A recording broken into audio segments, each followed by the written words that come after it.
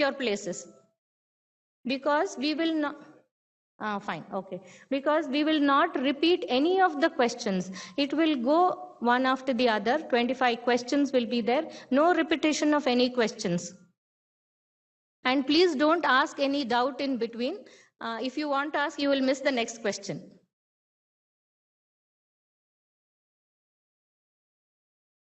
Okay, then we request all of you to, like now how you are pin drop silence, and all the best, because once you keep talking or discussing what is the answer, then you will lose the next question, because 30 seconds will go off in no time.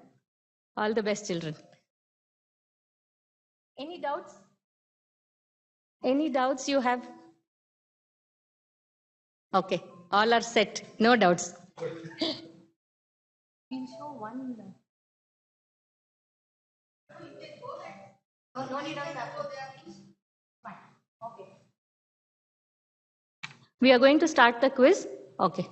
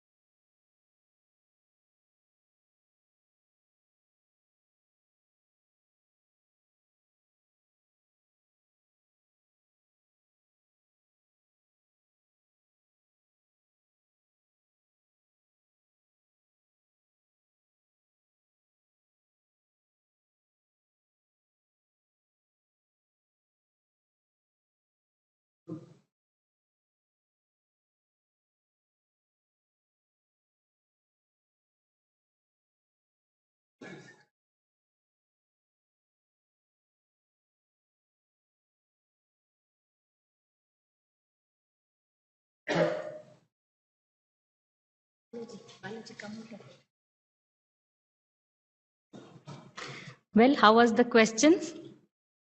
Easy, I suppose. The lecturers are all smiling and the students are grim.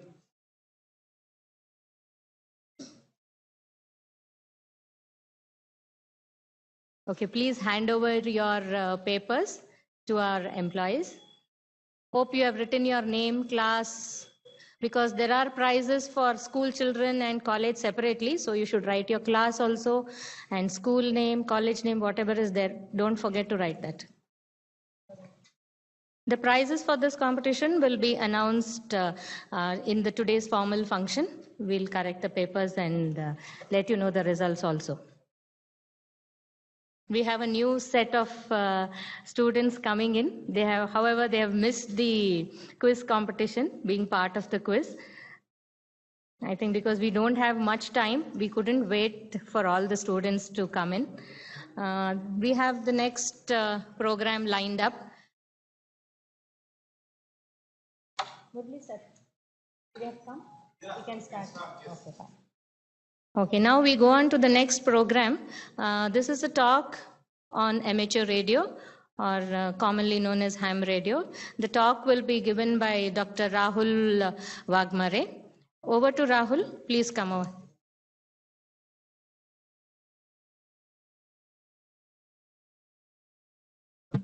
Now you can come together, I think, and sit. Only for the quiz, we wanted you to be sitting far away, apart from each other. Now you can sit together.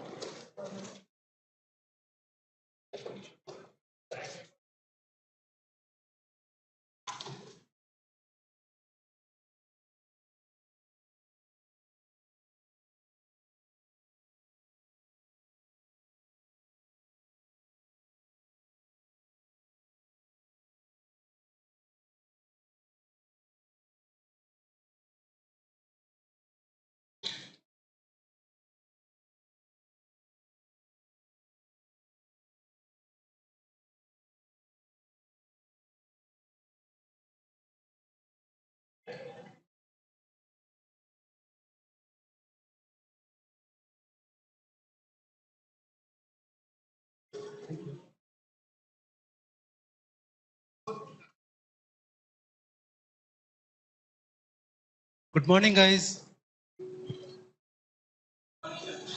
Am I visible? Oh, good. My slides? They're visible. Am I audible? All right. So that was the check from my side. If you guys are still settling down. Okay, meanwhile, how many of you have heard of amateur radio or ham radio? Can you raise your hands? Okay, I see one hand. Okay, so I hope this is going to be an interesting talk. I've got some 30 minutes and 11 slides. I will try to just rush through. The idea is to give you guys just an spark. Now, from that spark, making a complete fire and enjoying the warmth of that fire is up to you. I'm taking you guys to the lake. Drinking water is up to you, right? All right. So ham radio in nutshell, what exactly is ham radio? It is a friendly scientific and technical activity. It's a hobby. Now earlier, just 20 years back, 2 or 3 decades back, that was more than hobby. It was one way or a way of communicating with each other. Earlier, internet was not there, phones were not there, social media was not there. So people used to communicate with each other, convey the information which was critical. For example, related to your health, some health related emergency came and you need to convey. You didn't have mobile phone. So that time it was very apparent that you should be a ham to transmit your image, voice or information to somebody who is sitting a little far away, little. People used to contact up to 3,000, 4,000 kilometers. with the given condition of ionosphere, the signals used to travel from one place to other place, which is in the next continent. And that was the idea of amateur radio. It started with, you use one frequency which is given to you. And on that frequency is like your FM radio, 95.0, 91.1. These are the frequency in megahertz where you tune and you will be able to receive the signal transmitted by one radio station. Now, instead of radio station, you are having a station at your home and you will be transmitting that signal or audio to somebody else. And that somebody else might be sitting 10 kilometers away, 100 kilometers away, sometime 4,000, 3,000 kilometers away in the next continent. Okay. Now, here it is amateur radio. Amateur is the complementary word of professional. Professional means when you do something, there will be lot of committees, there will be lot of people questioning you about your performance, whether you did perfectly or not. Whereas amateur is, there is no critic for you. You are learning through self-experimentation. You are building your radio, you are transmitting signal. There will be somebody who will be receiving the signal. He will send you, transmit you back the report, how he has received. And if it receives properly and you get to know that your voice is heard by some other continent without any visa or passport, that's a great achievement. But now, what are the things needed for this? First thing is, you need a license, because frequency is a restricted or a very scarce resource, and that has to be shared among all of us. If 95.0 megahertz radio station is being transmitted in Bengaluru, it will transmit in Kannada. What if I transmit with full power which reaches across India? A people from Tamil Nadu or from Kerala or Maharashtra, they may not appreciate the beauty of Kannada language because they don't know Kannada. So what they do, they want to have their own station at their place, but they want to use the same frequency. Now, there is a conflict. Two people want to use same frequency 95.0. What should we do? We apply rules. We say that, okay, the Bengaluru base station can transmit a signal which can reach up to 150 kilometers, not more than that. Similarly, a person from Pune, Mumbai or Chennai, they can go only 150 kilometers. Accordingly, they will modify their station. So, this is for broadcasting station. Same applies for amateur radio operators. So, there comes the license. Now, who issues the license in India? There is a Wireless Planning Commission, WPC, which is situated in Delhi, that issues you license. But to apply for license, what do we need? We need to apply for exam. Now, why exam? Because they want to check that you are aware of how to use resources or what is the importance of that resource that you should be aware of. For that, we'll be having one exam. There we'll be writing the basic radio theory that you know about electronics, right? And then you know about the frequency, how to use the frequency, how to transmit, what will be the power of frequency. Those are the basic terminologies which ham people should be aware of. For that, we'll be having one examination on basic theory. Then Morse code, have you heard of? Did, da, da, da, did. Or rather, the Morse code you have already heard is did, da, da, did. Have you heard of this? So when I say did, da, da, did, you will say SMS. Right? So that was the Morse code for SMS. Right? So this Morse code earlier, it was very efficient to transmit over longer distances, and still people are using it. So that Morse code is one optional thing, but it will be asked in the examination. Now, what are the things you will need? Once you got the license, you appear for exam, and then you got the license. Now you need some equipments. Equipments would be a transmitter and receiver, that is to transmit the signal, to receive the signal. And then you will need an antenna A power supply for your transmitter and receiver, antenna for converting your electrical signal into electromagnetic waves. And then there are optional things, Morse key, if you want to communicate over Morse, you need to generate those tones. And then antenna rotator, if you want to focus all your energy in one direction, then antenna will have that Yagi antenna, if you might have seen. And then you point it towards which side you want to transmit, and then you transmit. Now, what are the things? These experiments and activity, I will uh, come back very soon. These are the crux of ham radio, why you should go for it. All right, these things I have covered. If anything is there, you can ask. Okay, so here licenses are of two types. One is restricted grade. Restricted in the sense you are supposed to transmit up to certain distances with certain amount of power, not more than that. And then general grade is, you know, Morse code, and you have given a little more relaxation, you can transmit little more power. But for those, we'll be having a syllabus of basic radio theory common for both. Rules and regulation, these are set by Wireless Planning Commission, WPC. Some 27 page of one note booklet will come that you have to study, and questions will be from that only.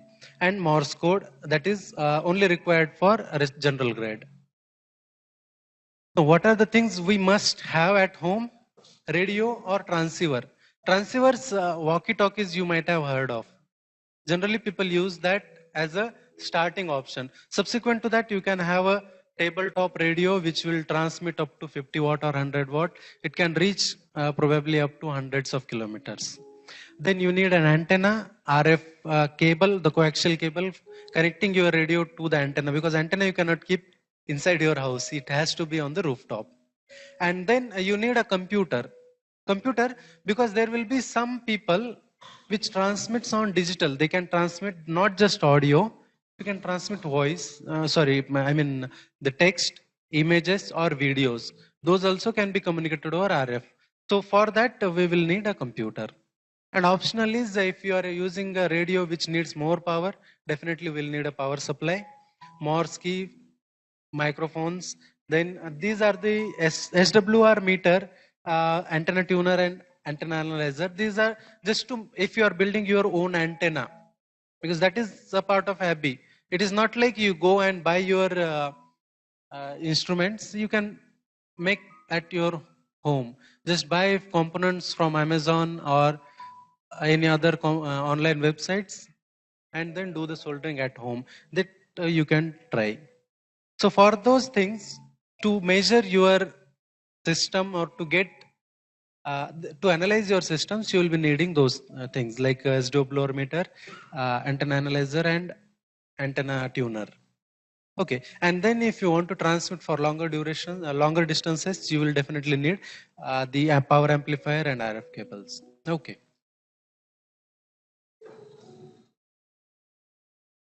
Okay, so these are some of the photographs you can just see. You might have seen already. The antennas and the transceivers are there. So now we come back to the basic crux of activities. What hams do? See, when I introduced you that you can communicate over longer distances, suddenly there will be an obstacle in your thinking process. That obstacle would be, I have mobile phone, I have internet, I can communicate over WhatsApp calls to all the long distances, right?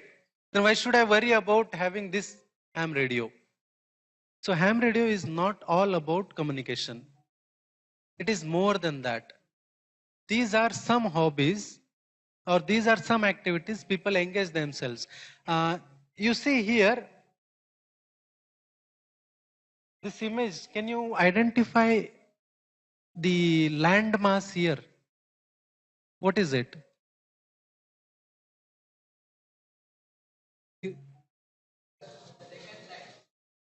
Deccan Plateau, yeah. Here you can see, this portion you can see the Gujarat here.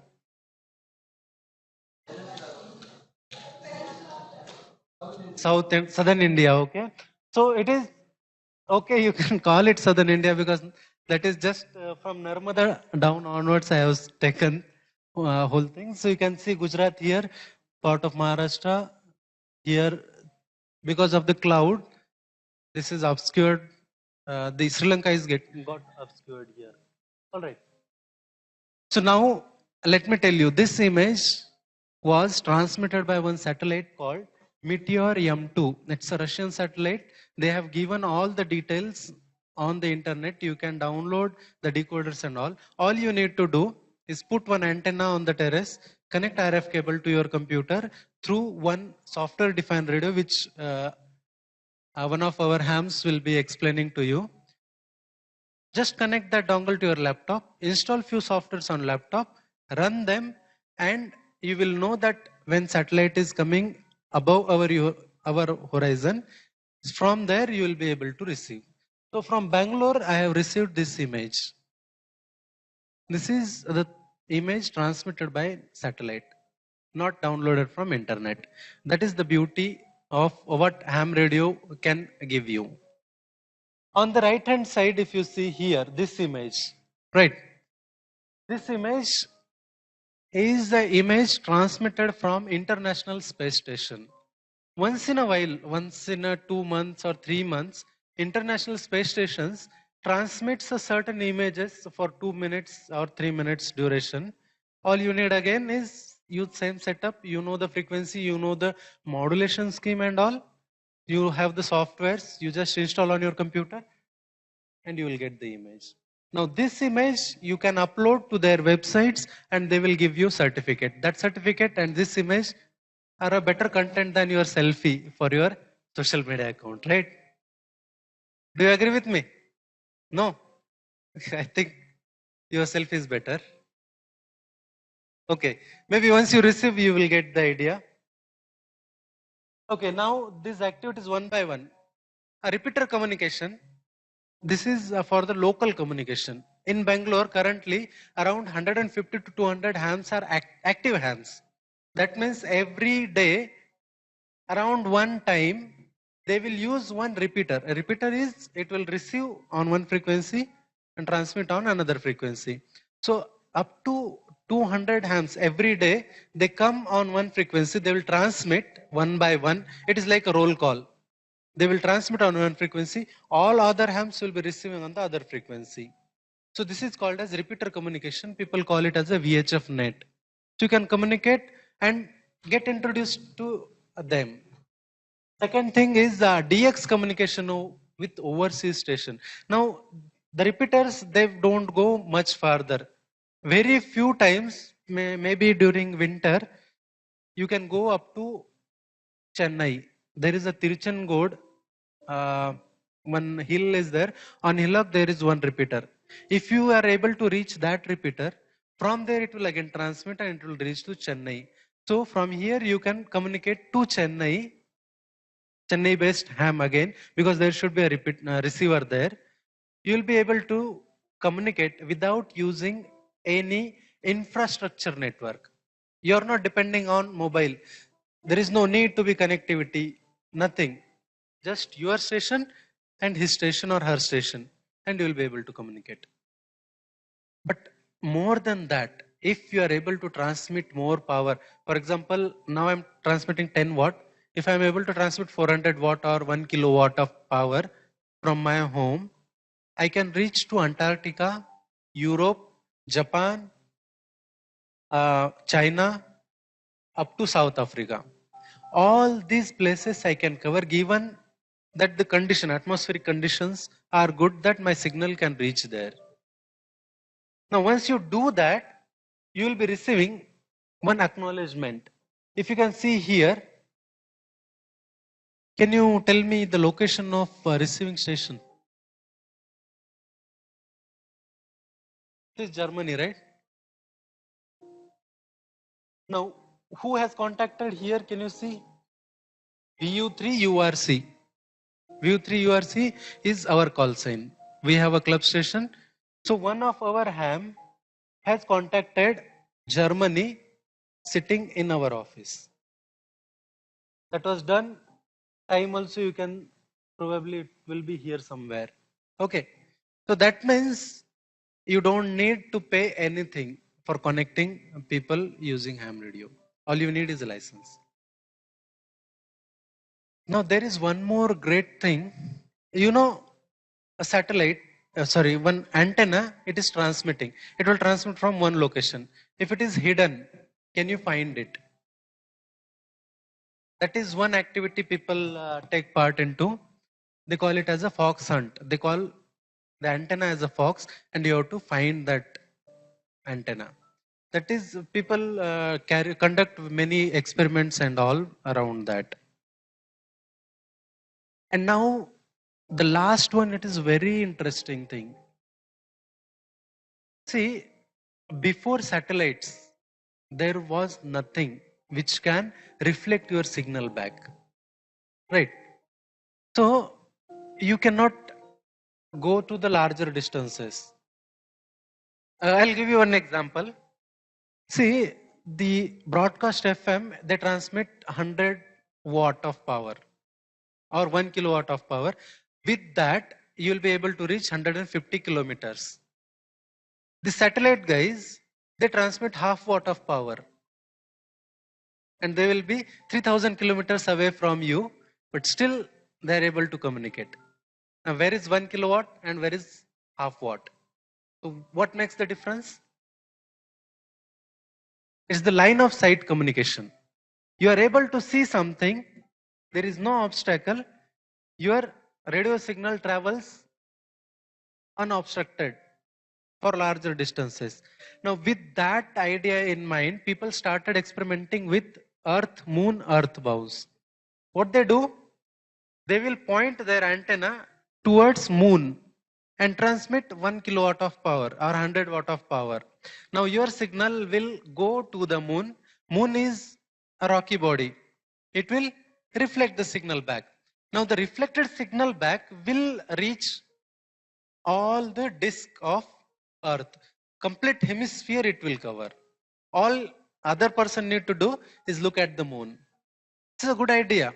If you are feeling lonely or missing somebody, you just ask your friend to go to the terrace. You both look at the Moon and say, hey, I'm looking at the Moon. The distance will reduce. So this is one way of communication. You just bump off your signal from the Moon, it will come back. And then you'll be able to communicate for longer distances. Okay. Now, the major part which is relevant now also is the contribution of ham radios operators in the disaster relief support.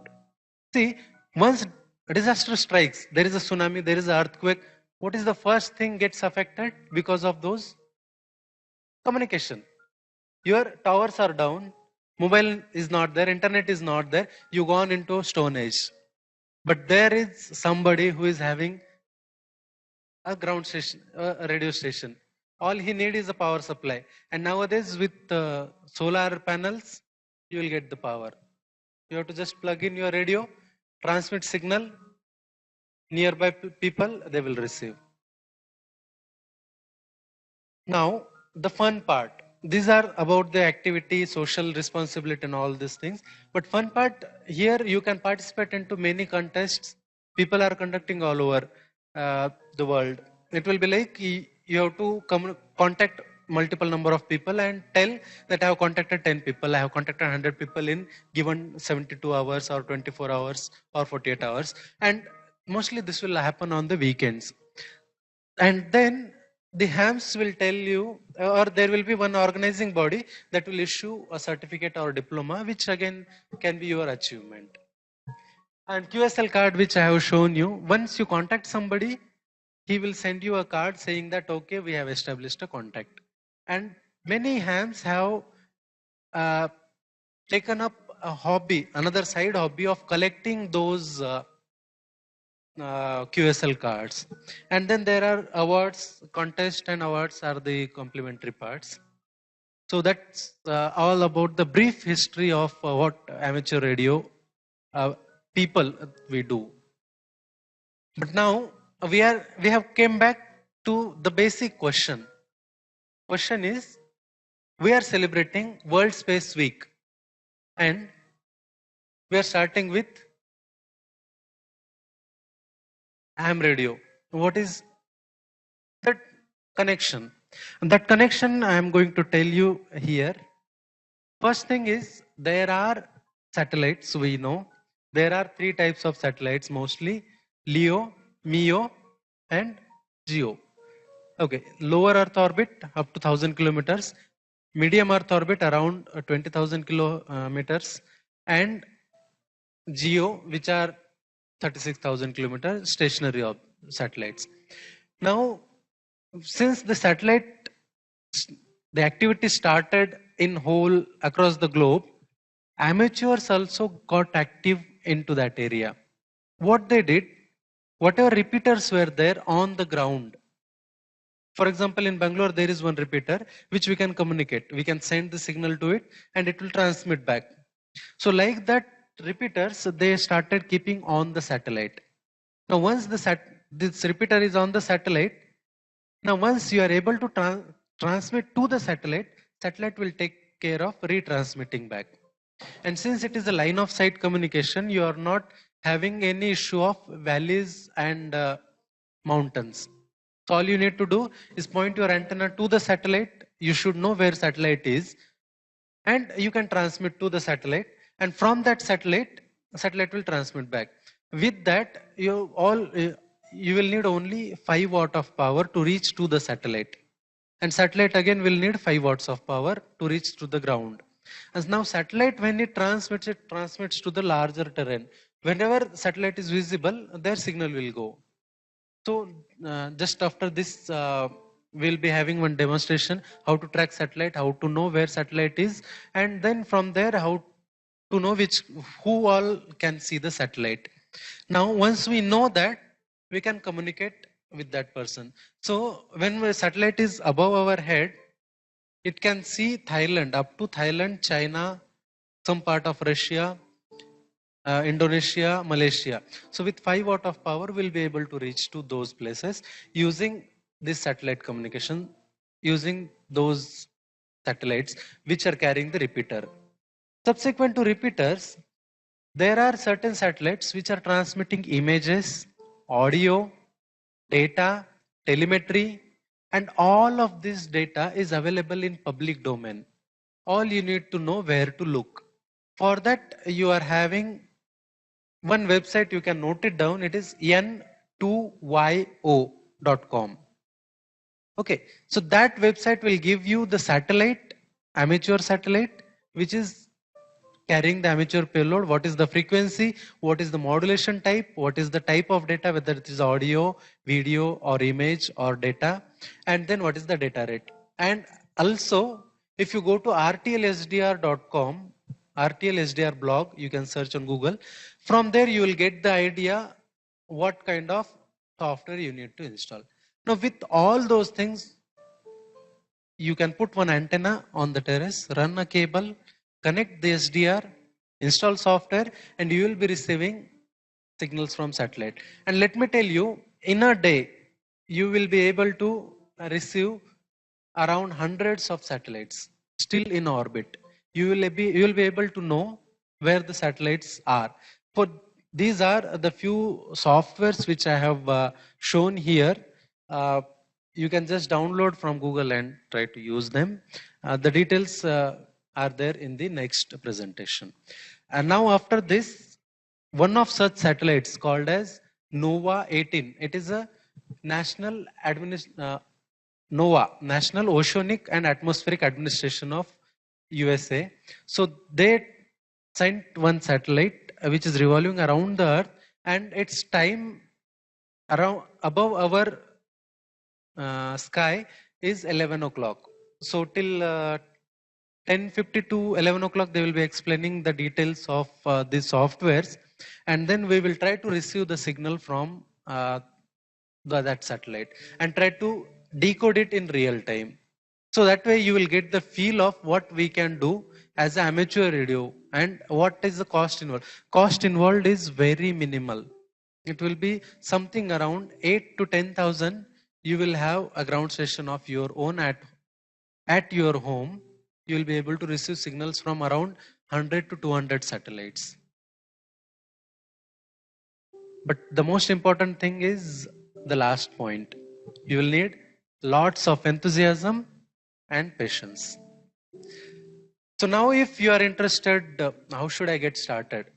One thing is Saral Sanchar is a portal recently launched by WPC, wing of Department of Communication. You can visit, register there, apply for examination. They will allot you center, write the exam, you will get the result. With that result, apply for amateur radio license. You will get the license, you are good to go. If you are too lazy to do all those things, all you need to do is find out the institution who is facilitating all those things. So here are few institutions like Indian Institute of Hams, Bangalore. It is in Kantirava Stadium, Bengaluru. And National Institute of Amateur Radio, it is in Hyderabad. And there are so many institutes which are running. Then there will be clubs which will be nearby, and those clubs also will facilitate you. All you need to do is approach them and express your interest that I want to become a ham. They will be able to guide you. Or even a simple Google search about those institutes and all will give you enough information. So that's all from my side. Any questions? I would like to take one or two.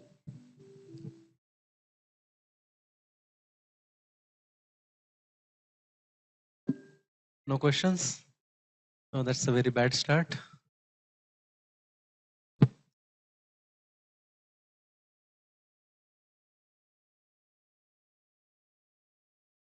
All right. Anyway, we'll be sharing our contact details with them. Okay. Okay. Office PPG you can always contact for further details. Okay.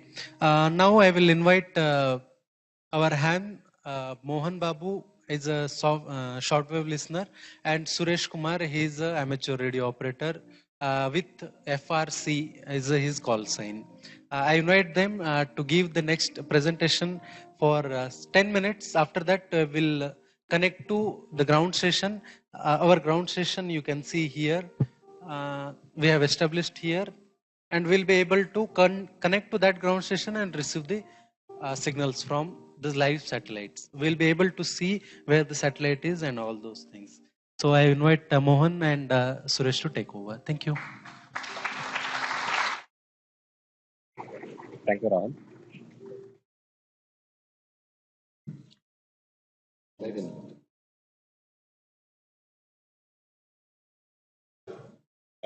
Good morning, everyone. Good morning, everyone. Warm welcome to Inaugural Satellite Center. Now I'll start with Orbitron.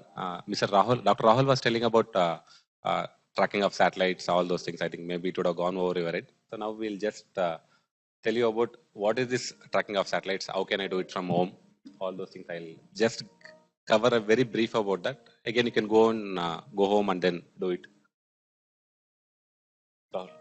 Project Rahul was talking about NOAA 18 satellite. So we will just try to simulate how this NOAA 18 satellite will try to pass over Indian region. Presently, what Rahul is showing, this is a can you simulate?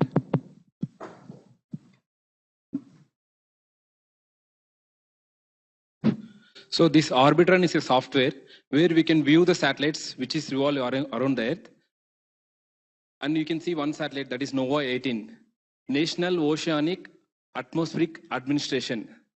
This is a department in US. So they have launched multiple satellites, NOAA 15, 18, 19. So now we are going to track one satellite, that is NOAA 18, NOAA. You can see there.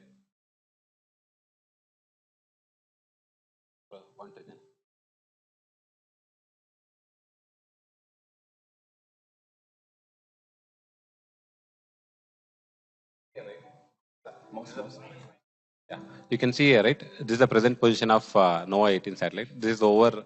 Now it has just caused our Antarctica region, and then it is coming over. Now it is in Russia. Maybe another 5 to 6 minutes, it will come to our Indian region. Once it enters our Indian Bangalore, let us say this is our Bangalore point.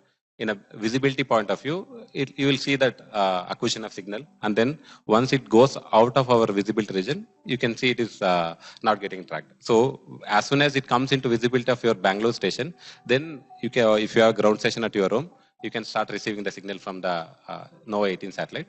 Same thing we'll be demonstrating at 11 o'clock. It exactly comes over Indian region at 11 o'clock. Actually, you have seen one ground station before, right? One image was shown. So we have put up one ground station in the other building. See, this is the ground station. So it is over the other building. So from through that ground station, we are going to receive the signal. And this is the computer setup. See, we have a computer and we have an SDR dongle, which will receive the RF signal. And using that dongle, it will demodulate and show the satellite image. So for that, we need certain softwares. One is the Arbitron to track the satellite.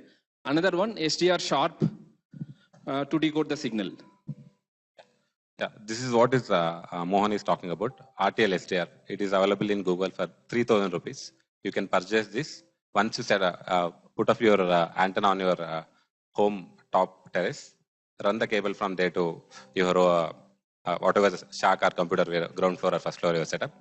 Plug into computer, connect the RF cable to this system, run the Arbitron software, run SDR Sharp software.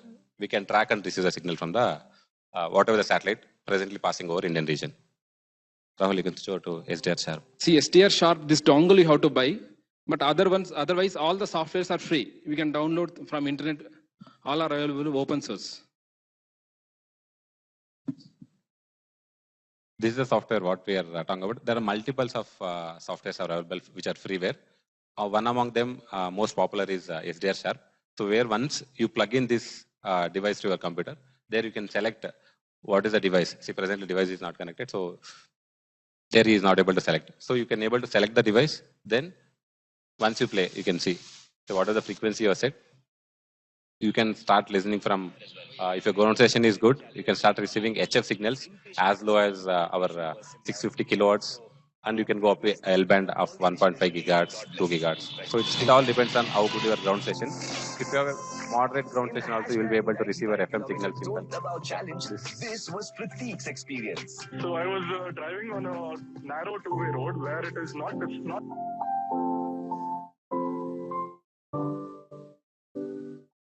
Just to experiment, you just take one cable, strip off some wire in that, connect one same cable to this RTL SDR and connect to your computer, run this SDR Sharp in your sitting place at home to the computer, you'll be able to straight away listen FM.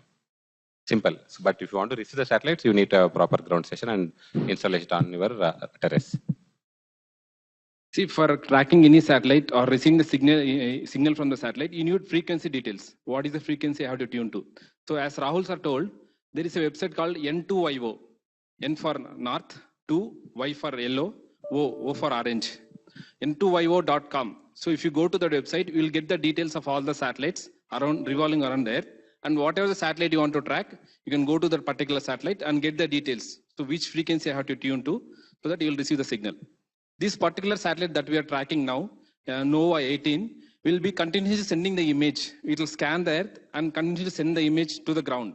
So whenever it comes, when the satellite comes over the field of view of our antenna, we can start receiving the signal and we can decode it using the software. So that satellite signal, the image signal will be transmitted as an audio and it will be received here. Using the software, this will decode it as an image. So that's what we're going to see now. See, it's around 11 o'clock. There is a pause. So that will come. We have seen now, the NOAA 18 is coming over India. So as soon as it enters in the field of view of our antenna, so we can start receiving the signal. Are you people with us? You can raise the hand. Good. Okay, thank you. We'll hand over to Rahul now for the live demonstration.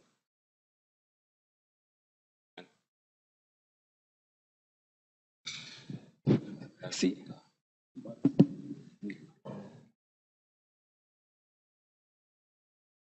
See here you can see the details.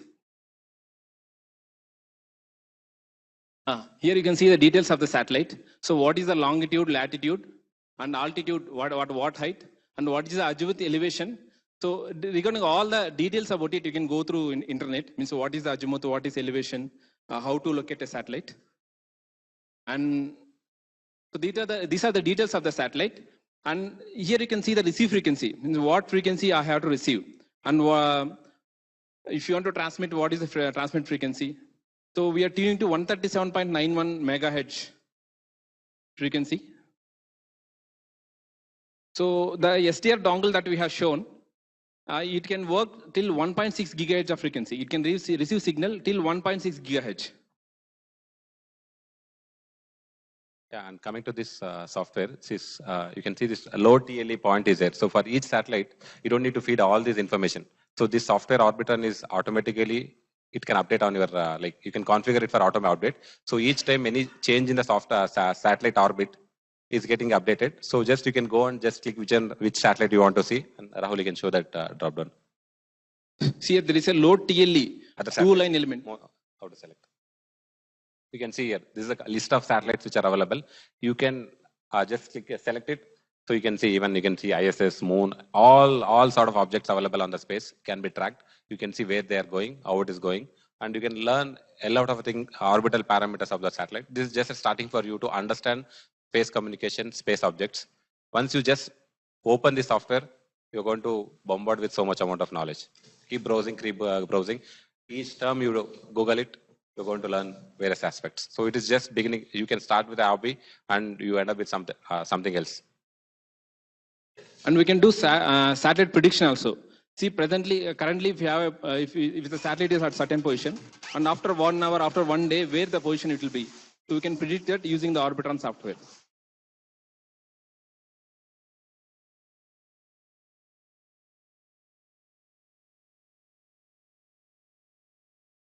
See, here you can see the radar map. So once the satellite enters into the field of view, you can see here. We are going to live demonstration mode now. Rahul has basically configured whatever the ground station we have seen to receive NOAA 18 satellite. So this is a frequency and it is automatically configured from Orbitron software. The frequency of this is 137.91 megahertz.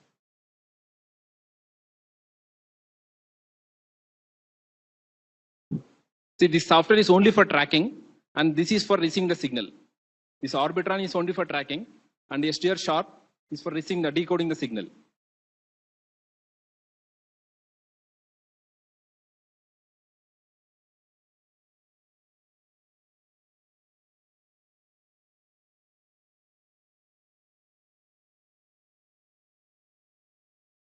See, this presentation is just to give a gist for you, to set the stage for you. So all the things you can do on your own using Google. So it's freely available, and yeah, it's means kids like 6th class onwards people are doing in other countries.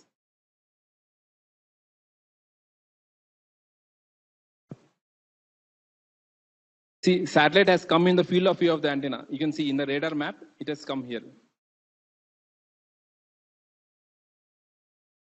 That is the most section is where the actual expected frequency, signal. You can see here. Yeah, now it has come to visibility. You can see signals have start getting received, and the signal level is very low. So we may need to pass another few seconds to get a good strength.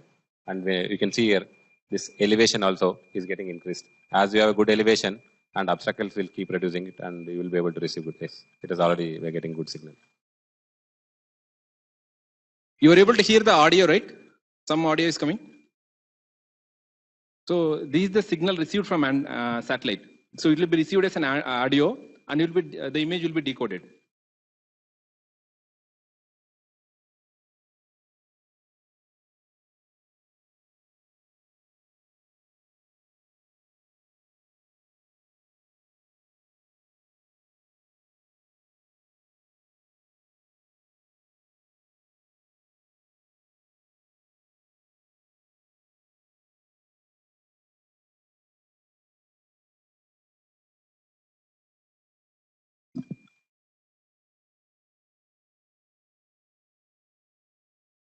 You can see here, see whatever the signal we received is after decoding, it is converted into audio.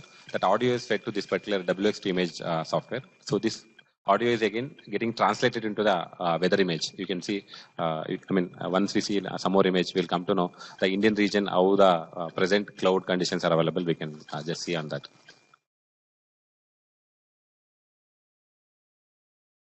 The basic point is here is that there are so many freewares are available.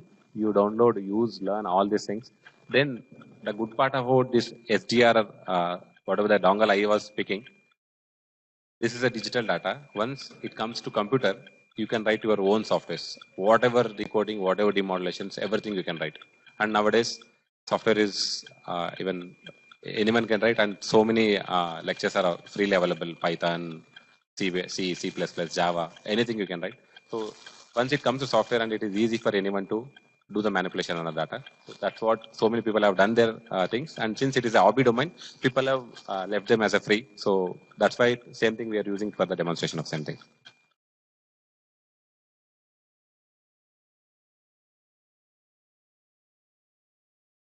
So these satellite images are freely available. It can be downloaded by anybody. For this downloading, for receiving the satellite signal, there is no license required. For transmission purpose, we need a license. For you, if you are just a receiver, there is no need of any license. Meanwhile, I'll come to talk about modulation. See, when it comes to any communication, straight away voice data, we cannot transmit over a longer distance. We need to take it to a very good higher energy level, up convert it into higher frequency, then you transfer over the region. So basically, if you see our mobile, whatever we speak over phone, it is getting translated to some higher frequency, then it goes to a nearby tower. From there, that tower to the next other city or wherever other regions tower it will go. From there again, it will go to the mobile. So basically what is happening is that straight away we cannot send our voice, whatever the information we want to convert. Because if you want to send that information, the length of antenna what we need will be very huge. So that's practically impossible. Let us say if you want to send straight away 3 kilowatts of whatever we speak, that information over a region, we need to have somewhere around 3 kilometers, 4 kilometers of big antenna. So that is practically not possible. So what we try to do is that whatever the audio we speak at 3 kilowatts, we translate that into higher frequency, into megahertz, into gigahertz, so that we can transfer over to other regions. So that's what has been done in this. So they've captured the weather image, digitized it, and then did a modulation onto that, and sending over from satellite to complete visibility region. So we are able to receive that signal, then demodulate it, demodulation. Then once demodulated, we have audio signal. Audio signal, you feed it to the software. From audio signal to image translation is getting happened in these things. So when it comes to modulation, we have various kinds of modulation, AM modulation, FM, and then PM modulations. So most everyone knows FM. So that is basically a modulation scheme what we use for the FM transmission. So you can see the elevation here. We have started around 0 and now it has come to 35.7. So see when it is over, just and over above Bangalore, we can see the angle.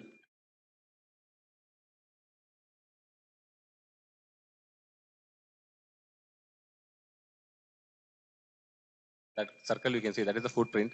So not only Indian region, you can see even if you are in Indian Ocean region or in the like on Andaman and Nicobar or on the other side, even if you are in African region, all these people can be able to receive same signal at the same time.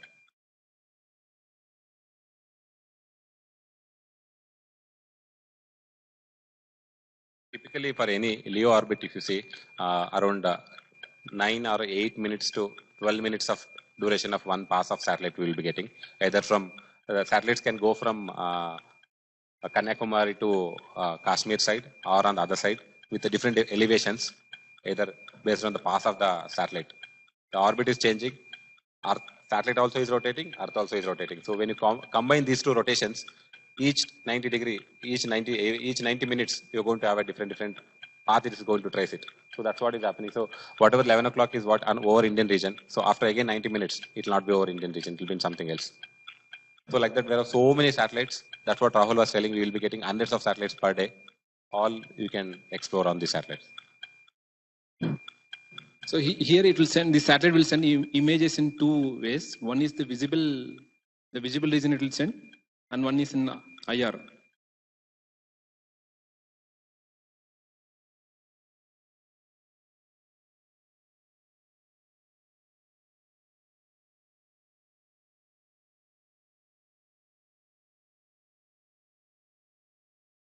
Okay, just a brief one.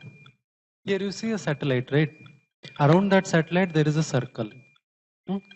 That circle means inside that circle, whatever landmass is there, from those places you can see the satellite. See means it will be in your line of sight. Now if somebody, now here you can see somebody in the Oman or Qatar or Pakistan, Afghanistan, some portion of Ukraine probably, this side Indonesia, Thailand, China, so many countries are there which are looking at that satellite. Now let's say that there is one repeater on the satellite. All I need to do is, already I'm pointing my antenna towards satellite. All I need is to transmit something on that antenna. It will reach the satellite. Satellite will transmit. That will be received by all the people which are under this circle. That is what I was talking about, using the satellite for communication. That means if you are, let's say you are not on the landmass, but you are in the sea, near somewhere in Indian Ocean or Arabian Ocean somewhere, you are still able to see the satellite with 5 watt of power. 5 watt is nothing, right? Your power bank will give that much power. So with that and one handheld radio and an antenna, you will be able to reach the satellite, and satellite is able to reach all the landmass. That means in the case of emergency, you will be able to communicate with this without use of any infrastructure network. Second thing, now, can you tell me what are the things visible here? The image which is being decoded on the right hand side, right? Some landmass you are able to see. Can you see the Gulf of Oman? Can you see the Kutch, run of Kutch? Can you see the Arabian Ocean coastline of Konkan area? Now, just correlate that with the satellite's pass. You will see satellite, how it is moving. It is over Sri Lanka now.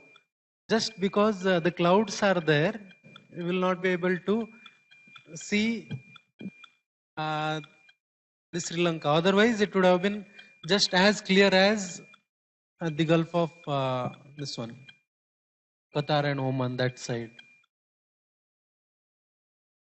Now, even better images. This is the image which is transmitted in black and white. There is only one channel. It is receiving the signal and transmitting. But there are satellites which transmits even better resolution than this. This is just 1080 image. The width of each image is 1080 pixels. But there are some images which can go up to more, like 2048 and even more. And not just this one. It can be in RGB. So you will be able to get the color images. We'll be able to show something if possible. We have received some images, and it's not just that. It is not just receiving images. What you can interpret from those images, that makes this hobby more wonderful. Okay. What?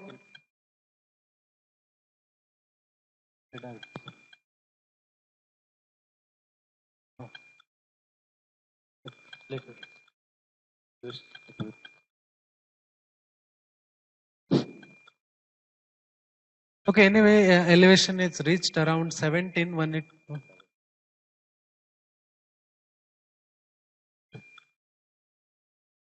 Okay, and now you can see the image, right? What is wrong with image? You're not able to appreciate it. I can see that from your faces. The quality of image is not very good, right? One thing. Second thing, you can see so many patchwork so much noise, right? What are the reasons? Can you tell me? Yes. There is so much noise. So much noise. Why noise? Noise where it is. If you see, the noise will be when the elevation is lower. Now, when elevation is low, what is the distance of satellite from you? It will be 2000 to 3000 kilometers. So naturally, signal level will be lower. You can see now the signal, it has gone up to 20 to 25. But the moment it goes down 5, that level will come down. It is already coming down. Now, if you just, can you just show this one? Orbitron range.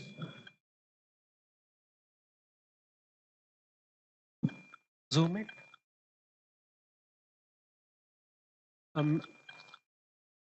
Okay, data range. What is the distance from you? The satellite is at 2600 kilometers. From there, we are receiving signal. As the elevation goes further down and down, what will happen? You will be losing the signal strength. And if signal strength is there less, you will not be able to listen. If I am speaking now, I'm completely audible to you. If I speak now, you are listening to the noise outside. But now if I speak from closer, you'll be able to get the more signal strength. That is the idea actually. And that is the reason towards, okay, minimize this. Minimize.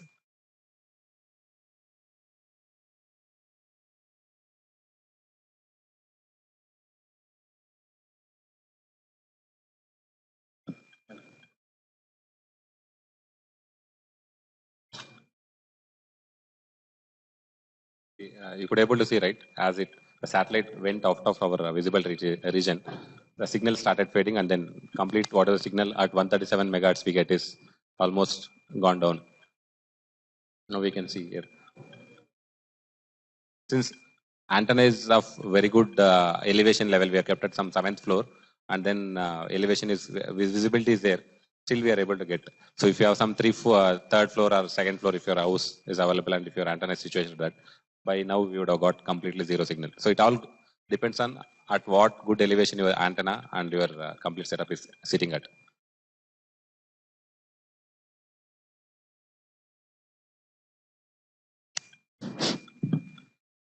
See, this is the final processed image.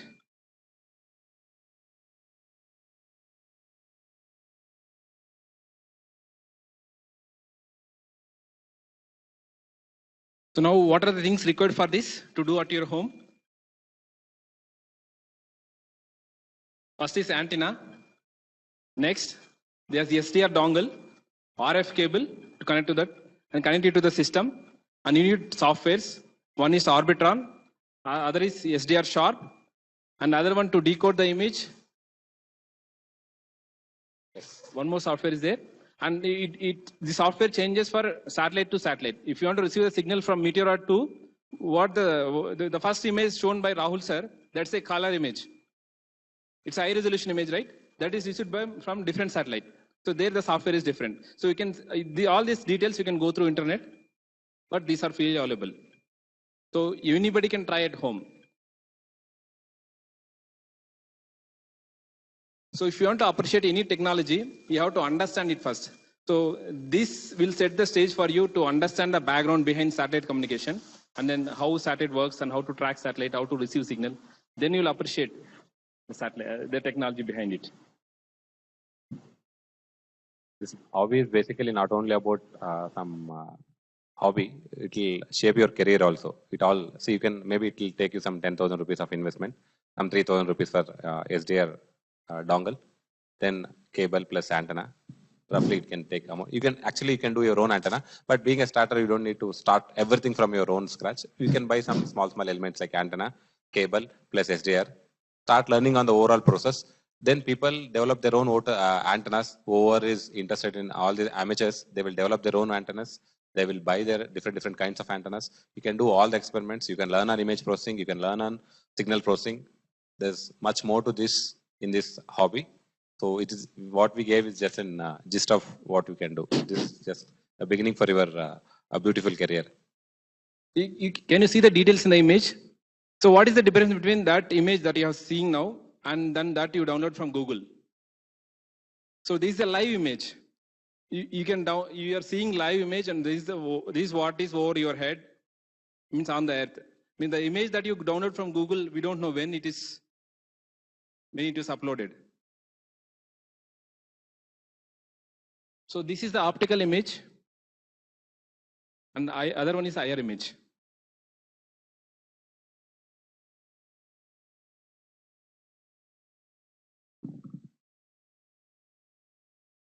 All the best.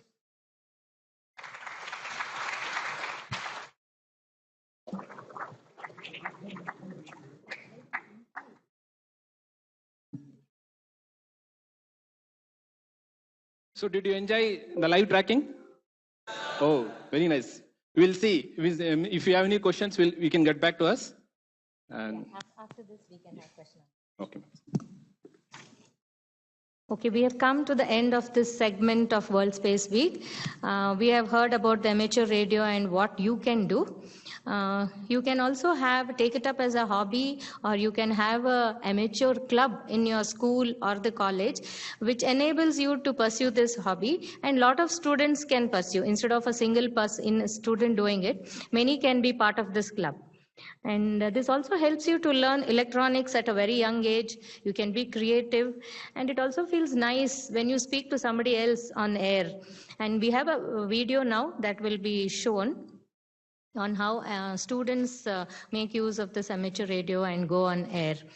And then when you download the photos from the International Space Station, you feel very nice. These photos are sent by the astronauts in the space station.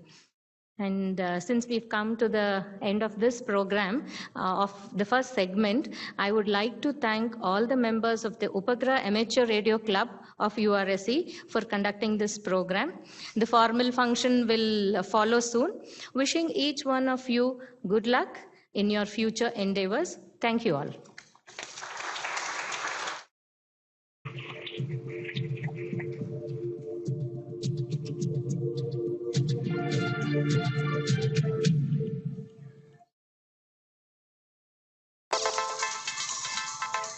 We live in an age of amazing technology. But for some people, just being a consumer of off-the-shelf gadgets isn't enough. If you're bored with this and looking for something more exciting, why not take a trip around the world at the speed of light? Delta Kilo 8 Lima Golf. This is Mike X-Ray 0 Sierra Sierra Whiskey. Okay, thank you, Frank, for coming back to my QRZ call. My name is Adam, as in Alpha Delta Alpha Mike, Alpha Delta Alpha Mike, Adam. Adam is my name. We all love to communicate. Amateur radio takes you beyond being a mere gadget user. It challenges you by putting you in charge of the technology. The bit that always interested me in the amateur radio was always the construction. One of the big things I've been interested in constructing is using the Raspberry Pi in amateur radio, because it's a small single board computer. It has a lot of potential, lots of opportunities. So we're building a radio receiver. Okay. And so I'm just on the part which is the demodulator. This is a hobby with hundreds of different ways to have techie fun. Using this simple ham radio transceiver and a good antenna, you can talk to other amateurs around the world, and you can do it from almost anywhere. I'm at a portable station. The radio signals you transmit travel around the world at the speed of light. No internet connection or mobile phone signals are needed. Just your own skills as a radio ham. I'm 11 years old and I'm about to do the foundation license here in England. Over. I got into amateur radio really to get a greater understanding of technology. I spend so much time on my phone, on laptops, and really have no idea how any of it works.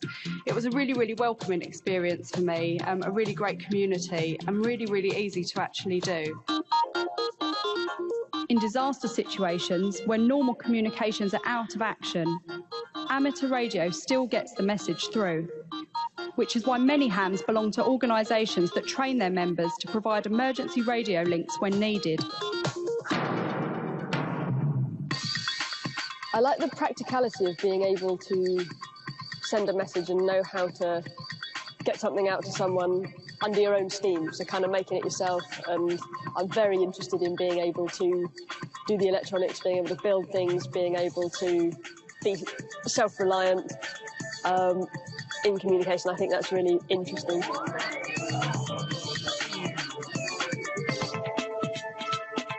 It's great fun talking to other hams in unusual and sometimes exotic places around the world and beyond. The International Space Station carries ham radio gear on board, and there's always licensed amateurs among the crew to use it, such as Commander Doug Wheelock. I've really enjoyed using the ham radio and talking to ham radio operators all over the world. Radio amateurs around the world also build and launch their own satellites, and hams anywhere can use them for space communication experiments, and of course to chat to each other. Golf 1 X-ray India Echo. Golf 1 X-ray India Echo. Golf Bravo 1 Yankee Oscar Tango America. Afternoon. 5 and 9. We're using SO50, which is an FM transponder satellite, which was going over from about west to north, around 70 degrees elevation. When computers and radios come together, there's a whole bunch of new opportunities for hams to connect by radio, sending text, transmitting pictures or real-time video, even displaying data from an amateur radio satellite orbiting the Earth. Mike 6 November Yankee Kilo. CQ, GB1 Utah. I got started in amateur radio because I'm a Girl Guide leader and I wanted to take up a hobby that I could do with my brownies. The interesting aspect of amateur radio is that you do learn how it works, and you get to communicate with loads of different people, find out about different areas of the world. You learn a bit more about the science of how it works, and you have a much more profound understanding of a technology that is going on all around you. In amateur radio, sport and radio fit together well too. I'll take another bearing in a minute because I don't trust that. These guys are trying to locate hidden radio transmitters, racing against each other and the clock. Amateur radio is a fantastic hobby for anybody who loves technology. I've only really been involved in the hobby for a really short amount of time, and I've been speaking to people all across the world. It's a really, really inviting community. 1 minute you're speaking to somebody about amateur radio and it leads on to so many other discussions about other different technologies you may not have even thought of. So if you do get a chance, come and join us.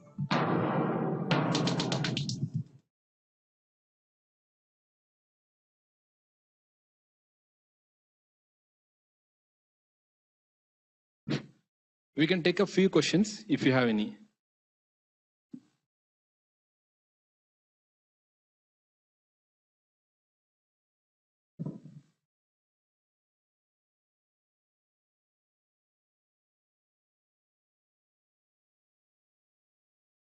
So I think there are no questions from your sides.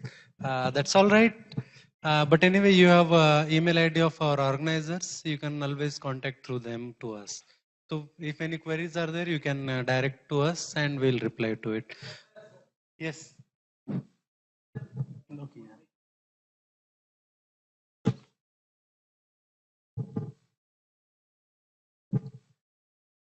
So what if someone transmits something like a code which ruins our device from which we receive? So is it safe to use like this? One thing is only amateur radio operators are allowed to transmit. That is the basic thing. That means only licensed person can transmit. And if licensed person transmits, then he knows his bounds. He will not transmit. That is one thing. Second thing, take a hypothetical example. If somebody transmits a virus on some frequency, whether you will be able to receive it. For receiver, you need to have a standard software that is meant for receiving, which cannot be installed by somebody else. You are the person who is receiving and decoding.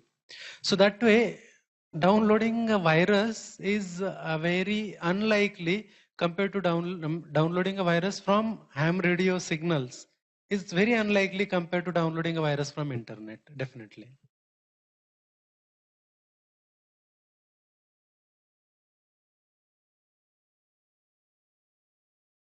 Okay, thank you.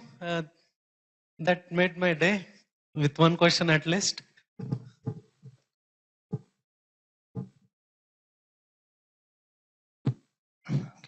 Sir, I have three questions. The first one is, can we, sir, as you told, for transmitting signals, we need license, but for receiving, we do not. So can we receive the signals of our television dish satellites and if we have ground station, if we are licensed for that, can we just receive the signals transmitted through the dish? For example, if we use Tata Sky, can we just receive the signals from them? Okay, yes, definitely you can receive provided that the transmitter, the broadcaster is giving you the right, because some television signals are free to air like D2H and some satellite signals are encrypted like set-top boxes, the Tata Sky and all. So those signals, unless you know how to decrypt those signals, you will not be able to receive. But at the same time, the free-to-air channels definitely you can receive, and you can receive using the same setup. So whatever SDR dongle is there, that is meant for receiving those signals. The second question is, how would we know whether the satellite is communicating? I mean, whether it's a communication satellite or weather satellite or media satellite. How would we come to know that? Right, exactly. The best, good question actually. There is one website called n2yo.com.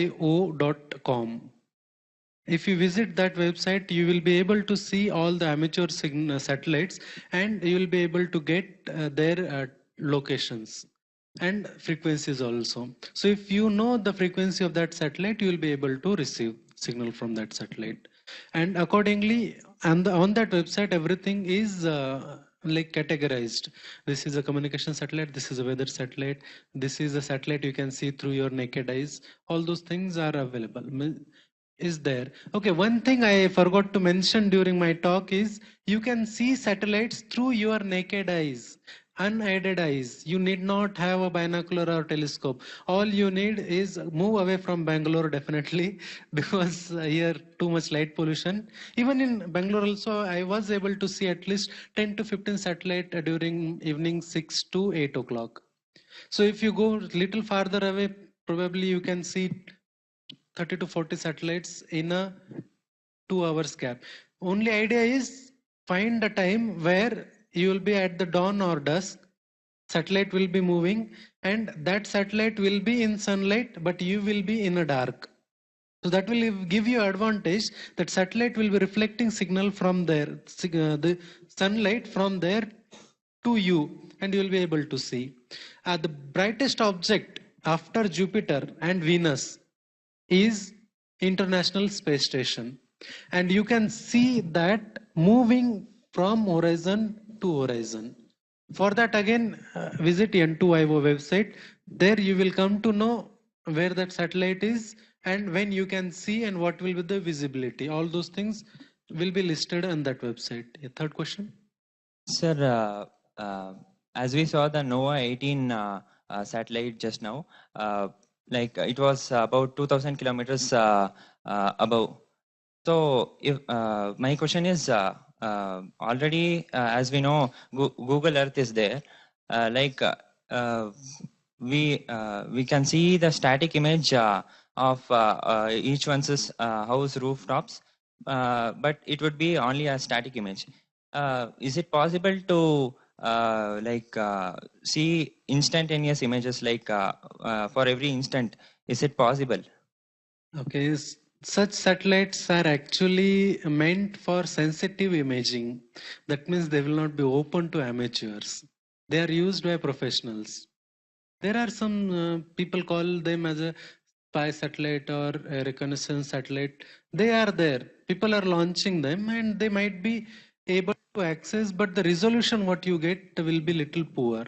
You will not be able to appreciate the exact movement what they show in the spy thrillers and action movies. You cannot zoom it further. The moment you zoom it, you will see the pixelated image. You will not see the details. And the moment you are doing something of that sort, you will need a better, over the next few days, you will be attending some of the talks, you will get to know what are the criticalities involved maintaining such satellites. Because it is like you are putting one satellite at 37 kilometer, and from there you are looking at one place. Or rather, from here you are seeing one of the craters of moon with a telescope. The complexity or difficulties involved in that you can appreciate. That is one thing. And second thing is, once the data is recorded by satellite, it needs to be communicated to ground. That itself will have some kind of latencies. You need to receive the data, process the data, all those things. Yes. I didn't understand. So how did you get the image of the India from audio frequency, sir? All right. Okay, this is the last question I will be taking now.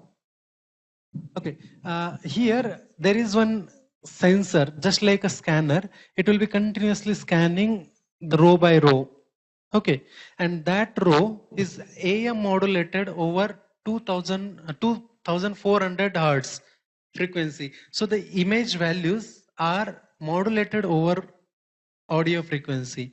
So what you will see, the intensity variations are converted into audio, and that audio is then modulated over RF frequency, and that we are receiving. So all we need to do is RF to audio, we need to do one level of demodulation, and from there you need to do one more demodulation for converting audio into image. Okay, thank you. Thank you all for the good questions. I was really afraid that I didn't did my job of igniting the spark, but after the questions, I am positive that this is a good start for you guys. Hope you enjoyed this show, and I give you all the best for the coming programs.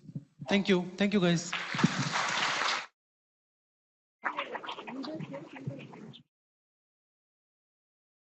Just an announcement. We have a few minutes before we start the inauguration. Till then, please enjoy a video on making of satellite. That also will give you an idea, not just as a user, but you can build your own satellite. Okay, bye-bye. Yeah, please, the snacks is with you. You can open them and enjoy.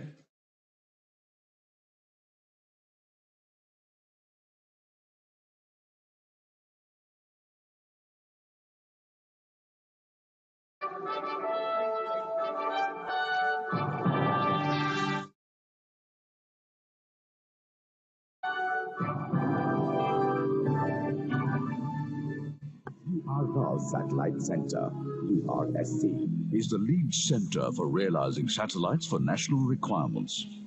Over the years, ISAC has developed a wide spectrum of technologies, expertise, and infrastructure to build satellites for various applications in the area of communication, remote sensing, navigation, meteorology, space science, interplanetary exploration. The thought of a man-made satellite working hundreds and thousands of kilometers away from the Earth kindles ideas so exotic that one is left wondering how they are made and how they work. Making of a satellite begins with the definition of the mission objective. Every satellite has a specific objective, like remote sensing, communication, meteorology, navigation, or space science, and so on. Payloads are the instruments which carry out the specific objective of the mission. Spacecraft electronics and other equipment that go with the payload form the mainframe of the satellite. Once the configuration is arrived at, the next logical step is to develop and fabricate the various systems and qualify them for space.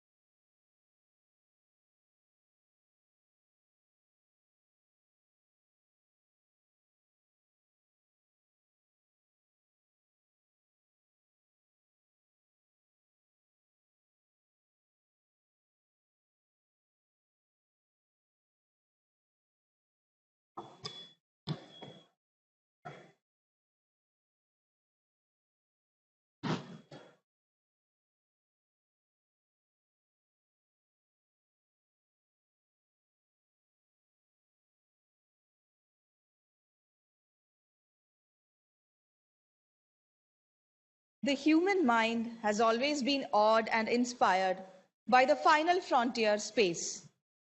Scientific exploration is not just an element of curiosity, but an incessant need to enhance our knowledge of forces greater than human mind's comprehension. The incidental factor that they enhance the lives of human species as a whole, whether through their applications for monitoring the environment or natural resources, predicting the so far unpredictable weather, giving new meaning to concepts of navigation, communication, and forewarning the human race and empowering them to fight potential disasters, is just a silver lining that we can't ignore. It is therefore imperative for us to preserve the space environment and that closest to the Earth, requiring a special focus. It is necessary that we literally leave the space around us clean and pure, increase access to the benefits of current space, applications, and for future ventures, the benefits of which our generation ahead are bound to reap. There is an urgent need to understand the relevance of work towards sustainability of space over a long time to come. Good morning, everyone. I, Sri Devi, on behalf of the organizing committee, welcome all the dignified invitees, URSC Council members, my colleagues from ISRO, all the participants and our dear online viewers to kickstart the World Space Week 2022. I request the dignitaries to kindly take the seats in the dais.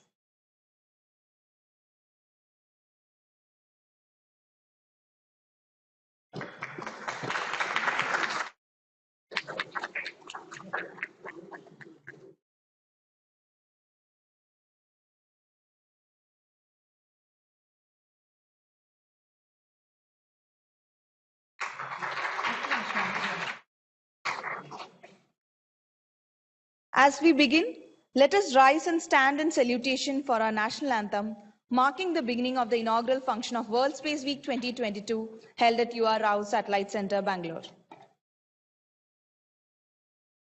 जनगण मन अधिनायक जय हे भारत भाग्य विधाता पंजाब सिंध गुजरात मराठा द्राविड उत्कल बंगा विंध्य हिमाचल यमुना गंगा उच्चल जलधि तरंगा तव शुभ नामे जागे तव शुभ आशीष मांगे गाहे तव जय गाथा जन गण मंगलदायक जय हे भारत भाग्य विधाता जय हे जय हे जय हे जय जय जय जय हे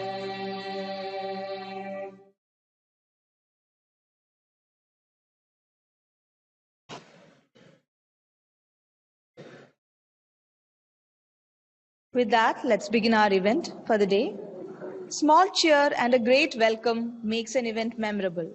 I take great pleasure in handing the podium over to Sri Ramanagowda V. Nadagowda, Committee Chairperson, World Space Week 2022, Deputy Director, Integration and Checkout Area, to welcome our distinguished guests as well as the young audience who has joined us today.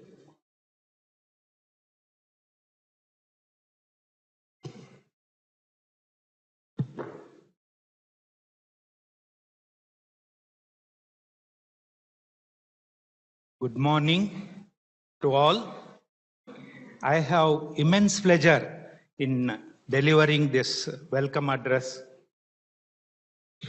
for the World Space Week. World Space Week is a celebration of science and technology to the betterment of humanity. Dr.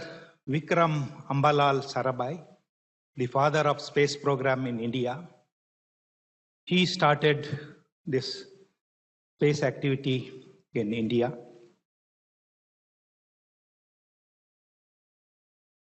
The objective is to use space science, technology, and services and make living on this planet better. Dr. Vikram Sarabhai said, we must be second to none in the application of space science and technology to solve the problem of man and society. What a powerful statement, which is relevant for all times to come. Yeah. What Vikram Sarabhai thought decades ago, whole world is thinking about it now. This is the novelty and innovation of India. The subsequent visionary leaders that led ISRO from time to time, who led on and are presently leading also, they led in a most illustrious and capable way and taken this space program in India to the highest level of spacefaring nations in India. Actually, one such leader is sitting right in front of you, our beloved Director URSC, Sri M. Shankaran sir.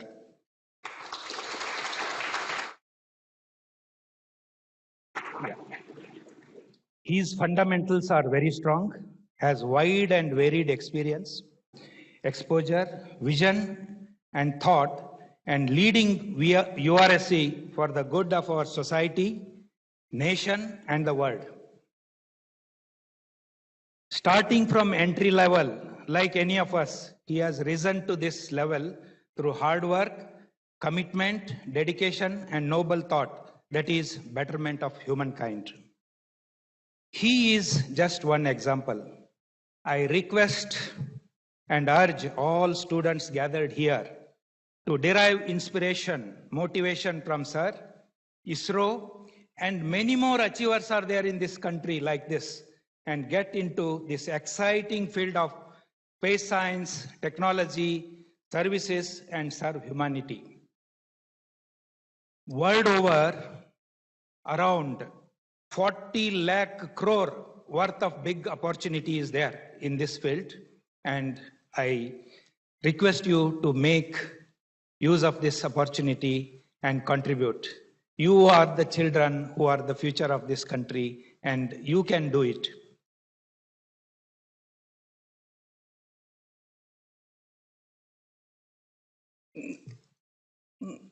Only if more and more people, students, academic institutions, industries, startups get into this field, innovate, find cost-effective solutions to problems of man and society, this activity will survive, sustain, and make living in this planet a pleasure. We are fortunate and blessed that we are recognized. In ISRO, whatever we do, we get recognition. And we are in the hearts and minds of every citizen of this country.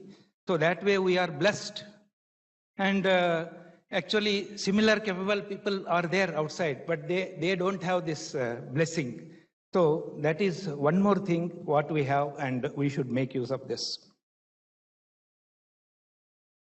And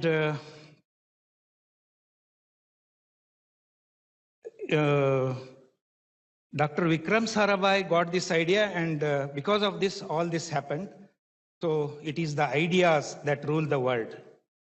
We celebrated Gandhi Jayanti and Shastri Jayanti 2 days back. Gandhiji said, be the change you wish to see in this world. And Shastriji said, preservation of freedom is not the task of soldiers alone. the whole nation has to be strong. Again, what a great message from these all-time great people. So again, once again, I urge and request all these children to make India strong, because India becomes strong, it will not invade or trouble any other people. It will help, in fact, it will help people to live with pleasure and live happily, unlike any other country. So kindly you get into this activity and make India proud. So actually, I want to mention some three things. In Air FM, All India Radio, 3 programs come, which I recommend for all children to listen. One is, one thought will come, Chintana. So there, all leading personalities who have experience, they will speak. So if you listen to that, no, you will get a thought, what exactly is life, and that meaning you will get. It will be a very full, powerful message. And another program that comes is Nitya Vijnana. It is aired 3 times a day. And this program is by Karnataka State Science and Technology Association. Okay, so that will make you gather fundamental knowledge, and it will make you think, and it will narrate the story in a capsule form very impressively, and you will be able to know what is happening around the world and interesting things. And another program also comes in radio weekly once, that is called Bhavishyada Beragu Kritaka Buddhimatte, that is about future and how about artificial intelligence, robotics and all. That also is narrated in a very interesting way, so that you will get interested into all these hot topics. Yeah. So now I welcome Madam, the chief guest for this program. I request Madam to.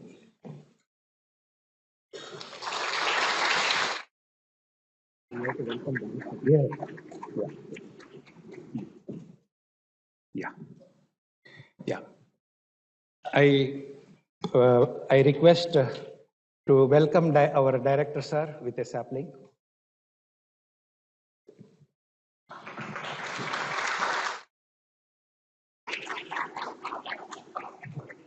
Yeah. Yeah. I welcome our controller, madam, to welcome with a sapling.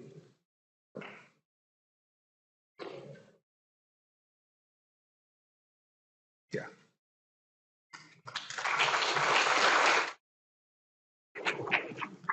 Yeah. Actually, last 2 years, it was a pandemic and post-pandemic scenario. So we celebrated in a virtual mode only. This year, it was the desire and wish of our director and all of us that we should celebrate it in a grand way. And we have to reach to as many students and as many common people. Our one more wish of our director is we should reach to the common man and the children. That is how, and we should inspire, and that is how it will make a better impact on this thing and inspire people, more and more people to get into this activity. As part of this, a big committee was formed, and we have, beyond committee also, we have involved many other people. We have contributed, and we have relentlessly worked for this program to happen. And even this is a starting day. See, this World Space Week is celebrated across world from 4th October to 10th October, commemorating 2 important events. 4th October is the launch of first human-made spacecraft Sputnik 1.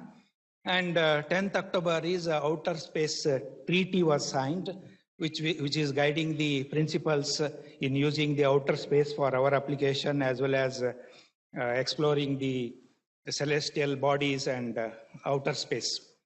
This is the thing. Then as part of this, today anyway is the inaugural, and we have called about 150 students from 4 different schools. And our scientists, 4 teams are there. Mr. Siva Prakash, Mr. H.N. Suresh Kumar, Mr. Rajiv Badagandi and Mr. Sudhindra Bindigi and the team, they will be visiting about 8 locations, and they will be conducting various programs, including quiz, then pick and speak, that allocation competition, painting. Then our scientists will be interacting with all the school children, and schools also. In a few of the locations, around 1,000 students are coming, and they are not from one place. They are drawn from different neighboring rural schools. So that is the thing. And then we have a All India radio program wherein our scientists have written some 7 books they have brought out in Kannada as a starting in the series, and this effort anyway will continue. So as part of All India radio program, the first day our director's address will be there, and followed by each author will explain about that book, and then followed by quiz on space is there, and people, prize winners, they will be getting prizes from ISRO. And on the last day, I will be having a valedictory speech concluding the program of these things. So I wish that this will be beneficial to all, and I urge and request students to take the best benefit of these things and spread this knowledge, information to your fellow students as much as possible.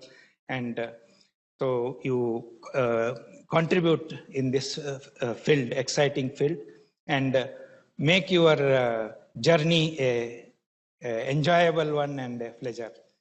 So thank you very much.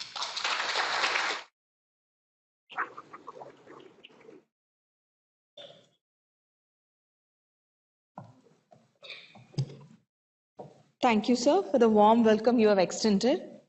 I welcome you wholeheartedly to this event on behalf of the Organizing Committee of World Space Week 2022. I invite Srimati Ashwini to kindly welcome Chairman, Organizing Committee to today's event with a sapling.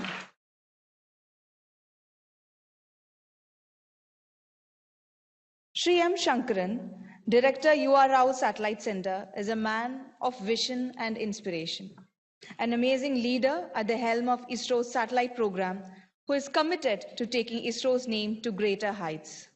In line with a popular quote, he is a person who empowers others to build and mold a consensus in his team. It is my honor to invite him this day for the presidential address. I request you, sir, to take the podium.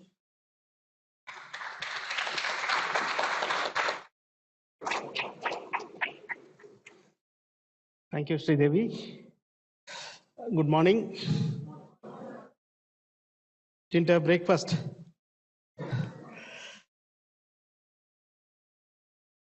Welcome to every one of you for this inauguration of the World Space Week 2022.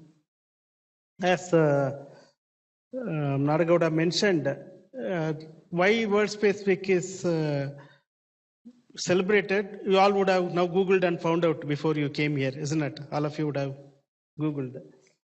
And anyway, he has also explained. But why space is important for us? And what is sustainability? These are the 2 words which are there in this year's theme of World Space Week. Why space is important and why it is important for sustainability. For that, first we should understand what is sustainability. What is sustainability? Anybody is able to tell?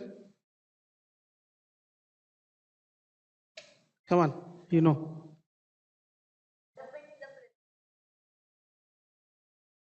Yeah, very good.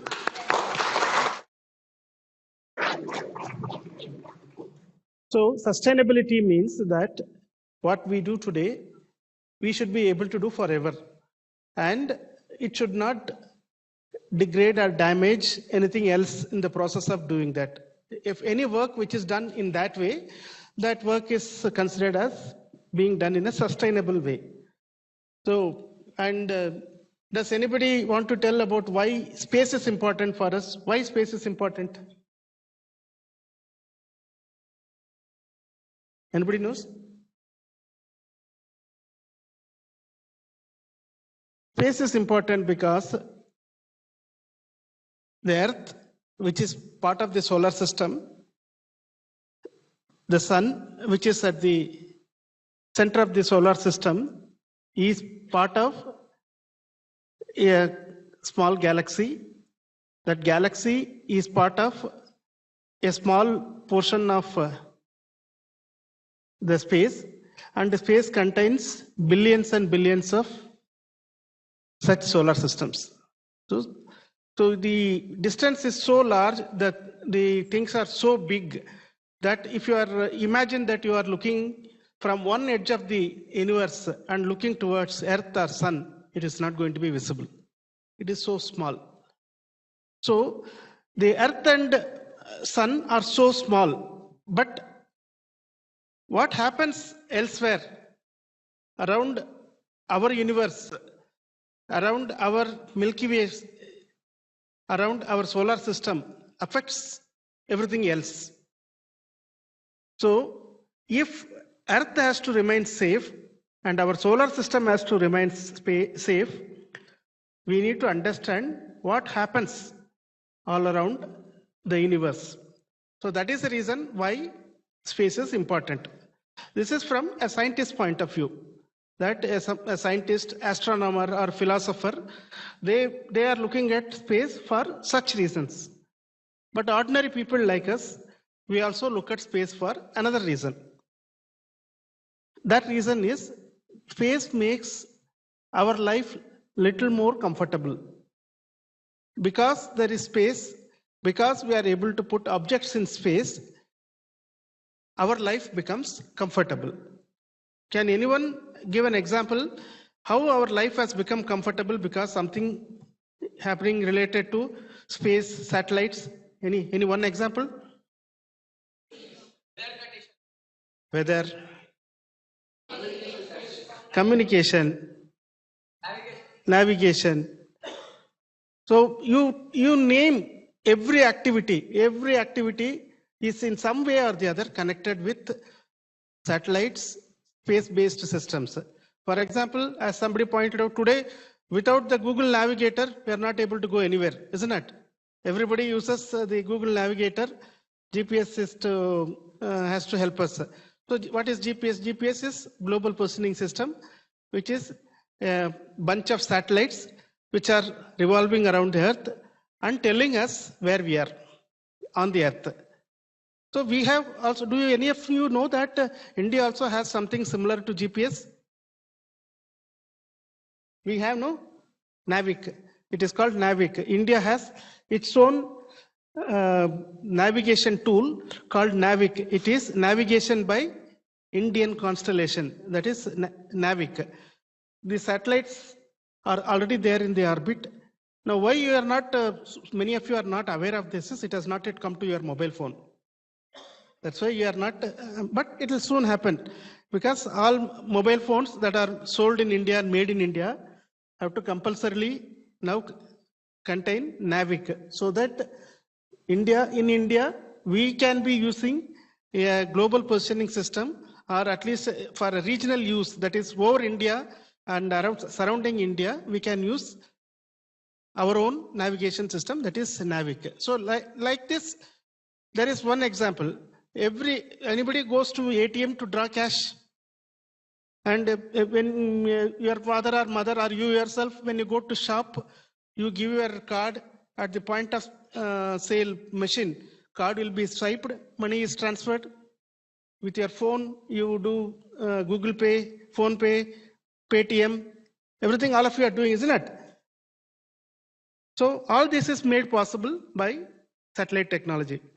That is why, though one set of people who are astronomers, philosophers, scientists are looking at space for one reason, that is to know about the universe, the origin of the universe, how it started, how it is growing. The universe is growing. Anybody knows that? Any of you know that? The universe is expanding. How it is expanding, why it is expanding, and how some stars die. Why those stars die? Whether there is a possibility our sun will die soon. Whether when to identify that our sun is going to die. Like this, many subjects people are studying. This is the domain of scientists, astronomers, and philosophers. Whereas a large number of people are looking at space for business, commerce. Everybody would have heard about Elon Musk, isn't it? Yes. So what he is doing? SpaceX is a launch vehicle. With that, what he is going to do is a launch vehicle company. He is putting a lot of satellites. What the satellites will do? Satellites will give high-speed internet. High-speed internet for everybody anywhere in the world. Of course, you have to pay for it, isn't it? Nobody is going to give it free. You have to pay for it. So, what is the purpose of all these satellites? It is to give you a tool to communicate, a tool to image the earth, a tool to see what happens on the earth, a tool to see what happens below the surface of the earth, a tool to predict when rain will come, when cyclone will come. Like this, there are many tools that are being produced as part of the satellite technology. All of you know about Elon Musk and Starlink. But does anybody know that the satellites in India and ISRO makes are helping in identifying for the poor fisherman where to go and fish, where he will get a good catch of fish? Anybody knows that? It is being done every day. There is a message being sent to all fishermen that which part of the sea if they go, they are going to get good catch of fish. This is a service. Similarly, does anybody remember when was the last time hundreds and thousands of people died due to a cyclone, hurricane? Anybody knows? I don't think any of you in your age group would have heard about it, but you please ask your parents. They will tell. In the 70s and 80s, whenever in the October, November months are really horrible months for the East Coast people. There will be every 5 days, 3 days, one new cyclone will come, and it will generally go and hit Andhra Pradesh, Orissa, West Bengal. That coast it will hit, and for each big cyclone, 500 people, 1,000 people, 10,000 people will die. How this is getting prevented? This is getting prevented by satellite technology, because satellites are able to see the cloud formation over the earth and how the cloud moves, what is the air pressure, where the air pressure is there. So with all this information, scientists in the meteorological department are able to identify where is the cyclone, how it is traveling, at what speed, at what time it is going to cross the shore. So we can take the administration people can take precautions to take the people away from the areas where they can get flooded and take them to safe places. This is how hundreds and thousands of people every year losing their life is being avoided. Have you seen now new national highway that is being built between, it is yet to be built, that is in planning. One that is almost more than 50% completed is between Delhi and Mumbai. There is a 8-lane expressway being built. It is going to reduce the time of travel between Mumbai and Delhi by road to less than 12 hours. Even by train, we cannot today come that fast from Delhi to Mumbai. How that is possible? It is possible because of cartography that is being done by satellites. Cartography means map making. Looking from top, it is able to identify which is the right route, shortest route we are able to put. And not only that, what do? We all know about stories of all contractors swindling money and not doing the work. You would have heard, no? So how to prevent that?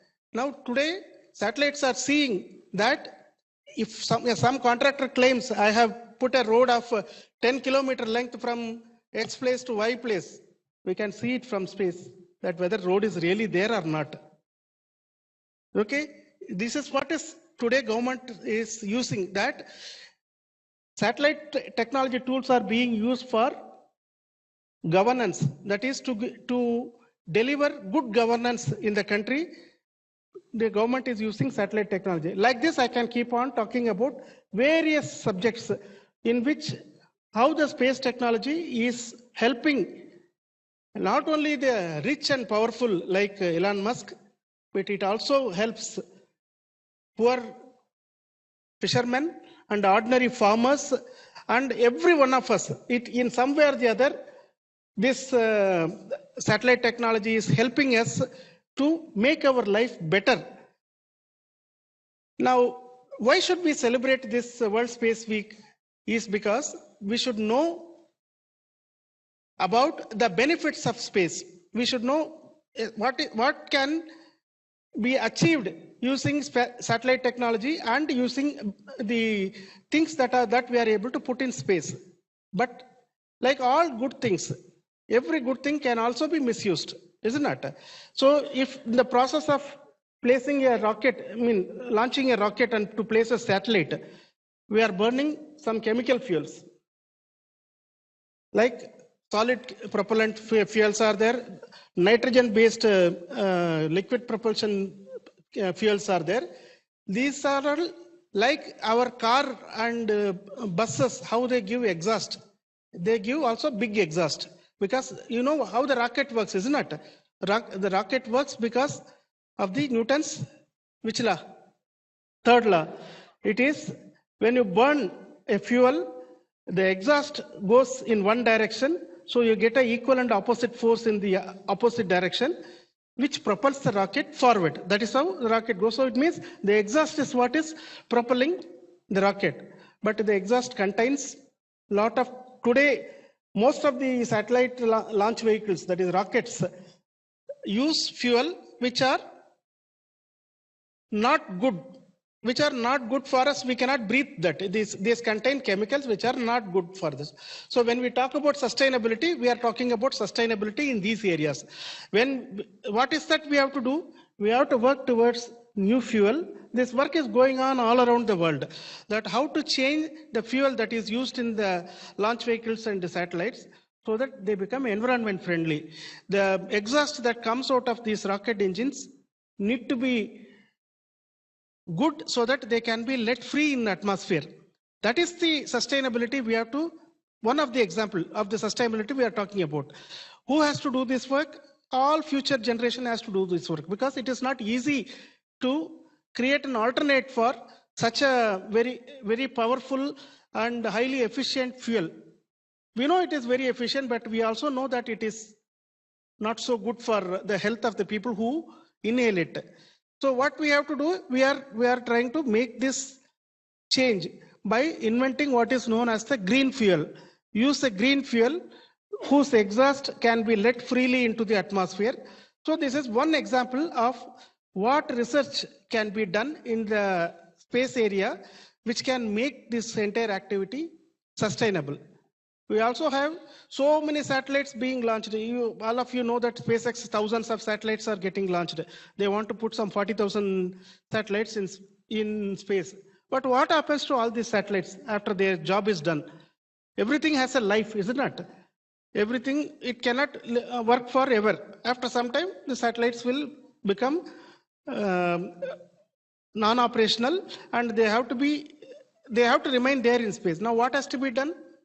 The satellites need to be brought down or pushed up so that they don't become debris in space. It is like how you want to clean your roads and your house every day. You do not like your house dirty. You do not like the roads dirty. You do not want it to be clean, isn't it? Like that, we have to make space also clean. So in the process of putting a lot of satellites and launching them with launch vehicles, we are also putting a lot of dust or debris in the space. So that is another area of work where sustainability is coming into picture. We have to find ways of making in future satellites, which at the end of its life, will simply perish. Means it has to disintegrate and become totally, like when you burn something in fire, that or a paper or a wood, it burns and it becomes ash. If we have to find out ways of making our satellites and rockets such that they become ash and they do not remain as debris in space, so that which is a grave danger for the currently operating satellites or the future satellites. So this is another area where sustainability is involved. Why you need to do about this? Why all Space Week celebrations are centered around school and college children? This is the reason, because today we do not have an immediate solution for these problems. But because we know there is a problem, we cannot stop putting satellites in the orbit, because the benefit of having a satellite in orbit far outweighs the problems today we are facing. Because today the problems are recognized that at this rate, if we are going to put things in space, at some point of time this is going to become a problem for us. That has been recognized now. Now, idea is we have to find out ways of solving this problem. So that is why all of you are here. That is why all of you, I don't know how many of you will, when you become a professional, working professional, will work in the space area. I don't know. Is anybody interested in working in the space area? May please raise your hands. Yeah, not bad. Maybe about 10% people. Okay, good for you, because it is a hard work. This area is really a hard work. But yes, even if all of you raised hands, it would not have been correct also, because it is not possible for every one of you to, because we need all types of people to work for do all type of things, isn't it? Everybody becomes Einstein, everybody becomes Elon Musk. Who will do the rest of the work? So we need. We need people to do all types of work. So it is correct, about 10% of the people. That itself is a large percentage. Okay, so the idea why all these are being directed towards children is that you have at least the awareness about these things, that you should know that there are things which are good for us, but in the process of doing good, we are also doing something bad. The idea is to understand that we have to accept that we are doing, in general, 99% what we are doing is good, but still 1% there is something wrong is there, something bad is there. We need to correct that. For that, people have to think and come out with new innovation and solutions. That is why all these kind of Space Week celebrations are always directed towards children and students, because there is no hope for the world other than you. You are the hope of our nation as well as humanity. The children and students are the hope that at some point you may discover something, you may invent something, like how these people who are today, currently we are doing whatever have been invented by some people, no? Like that you will invent something which will solve all these problems in future. That is the reason the World Space Week celebrations are always directed towards children and students. So that is the message I wanted to give you. It is not only sufficient that we are aware about space and space systems. We are, as good citizens, as good human being, we should be aware of everything that happens around us. We should be aware of our environment. We should be aware of our political system. We should be aware of our economic system. We should be aware of our family system. Everything is required. All of them are needed for us to lead a good life. We cannot eat money, isn't it?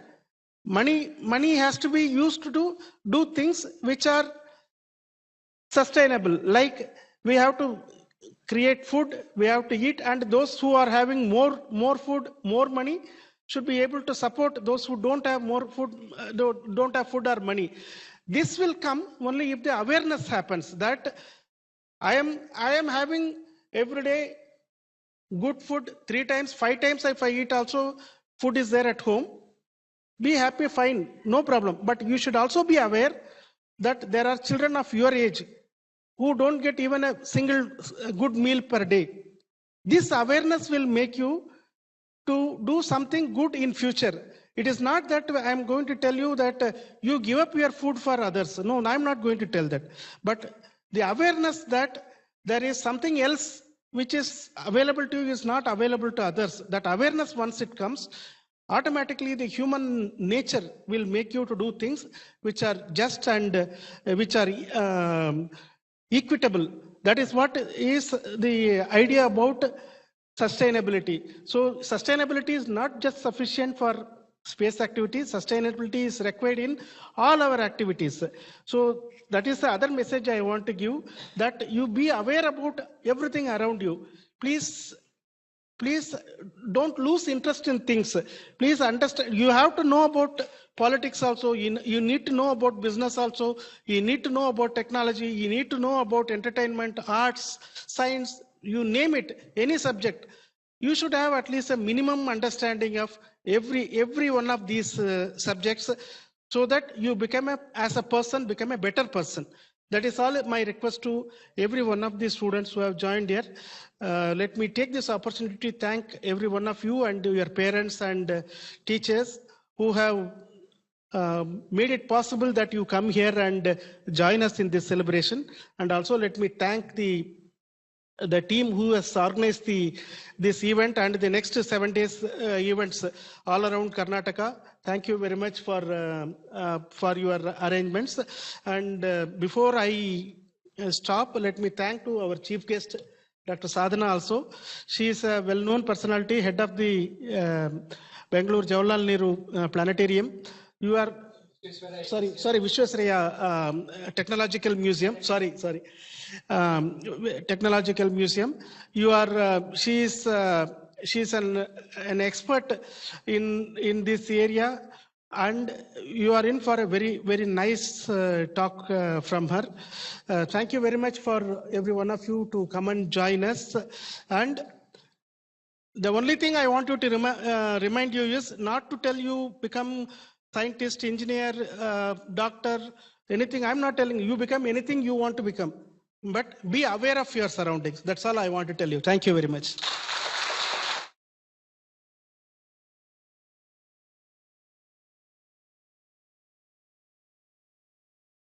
Thank you, sir, for rightly explaining what sustainability means in the context of space.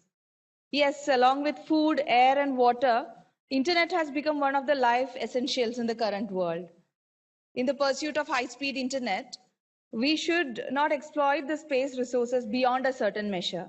I'm sure your words will drive a conscious effort in the minds of the young people for its sustenance.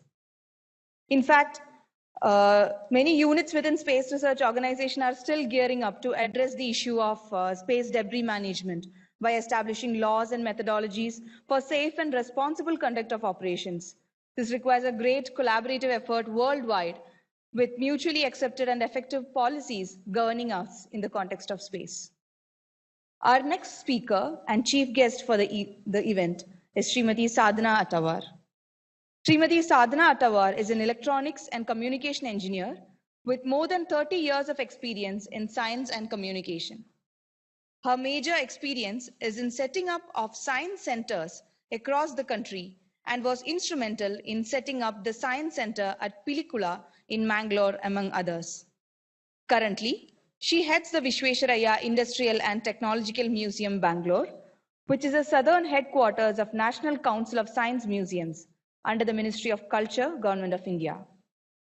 She has the rare distinction of being the first lady director of Vishwesvaraya Museum and also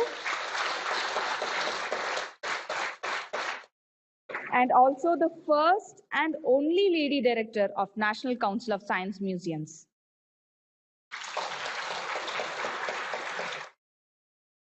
She is a senior member of IEEE and is currently the project director of IEEE Move India of India Council. She was the past chair of Women in Engineering Affinity Group of IEEE Bangalore section. Ma'am, I take great pleasure in welcoming you to take the podium and address the gathering.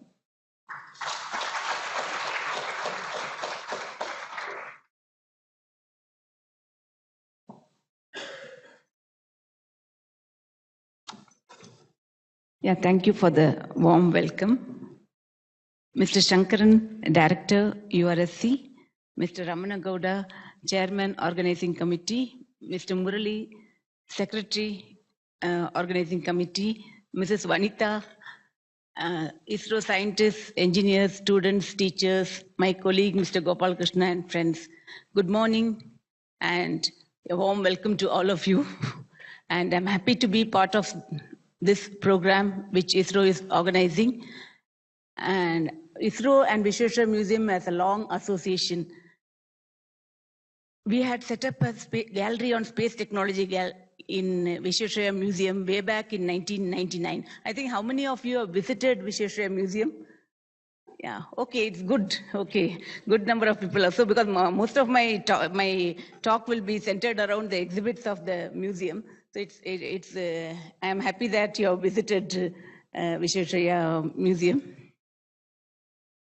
We are convinced that if we are to play a meaningful role nationally and in the community of nations, we should be second to none in the application of advanced technologies to the real problems of the society. This was the quote of Dr. Vikram Sarabhai, who's there with us, who's regarded as the father of the Indian space program. And today, the October 4th is very significant because it was on this day, 65 years ago, the satellite Sputnik 1 was launched on board R7 rocket. And it weighed just 83.1 kgs, and it went around the Earth every 96 minutes and was able to send out beeps from a radio transmitter. So the World Space Week significance is that the first satellite was launched on this date. And today also happens to be the IEEE day also, that they also have the same theme motto of technology for humanity. That tag is the same. And here the tag is space and sustainability. So do you know that how many of you read science fiction? Have you read any of the science fictions? Can you name any science fiction author? Okay. Arthur C. Clarke, have you heard of it? Actually, Arthur C. Clarke was a science fiction writer, and in fact, space travel was predicted by him. Way back in 1947, in his first novel on Prelude to Space, in which he had clearly mentioned the year from moon rocket in 1959, the year of the first moon. And also in his article, he had mentioned about geostationary Earth orbit. Geostationary Earth orbit, you can cover the whole world with 3 satellites. So he had mentioned it way back. So actually space travel was predicted by science fiction. And that orbit is also called as Clarke orbit. Geostationary Earth orbit is also called as Clarke orbit by the International Astronomical Union. So you should also read a lot of, if you are not reading it, start reading a lot of science fictions also, because even the 3D printer, internet, mobile phone, all those things were predicted by him many years before they came into the market. And now what is any latest news on space exploration? Can anyone tell? Latest news on space, nationally and internationally. One latest news which happened very recently, and maybe one happened in last week, one happened this week. Huh?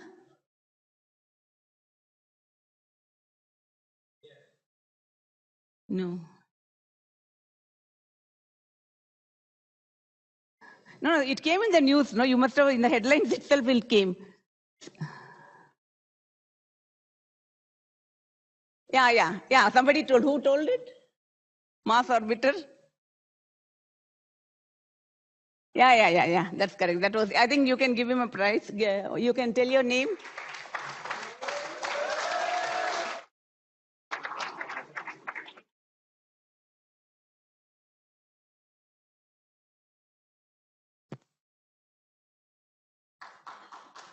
Yeah.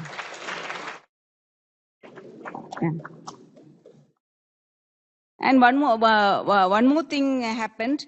that is related to asteroid. One more event happened last week related to asteroid, latest news on space exploration.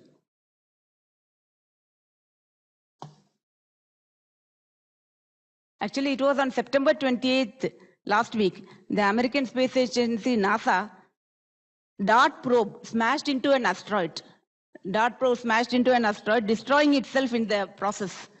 And the collision was intentional and designed to test whether space rocks that might threaten Earth could be nudged safely out of the way. So it was done intentionally. The NASA probe, DART probe, intentionally collided with an asteroid to see whether if they can do that, achieve that or not, so that Earth can be safe.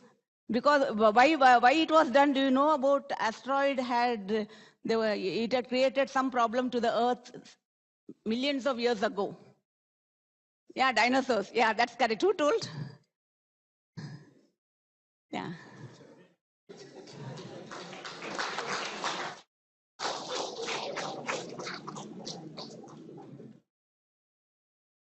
Yeah, about 65 million years ago, a 12-kilometer wide asteroid crashed into the Earth.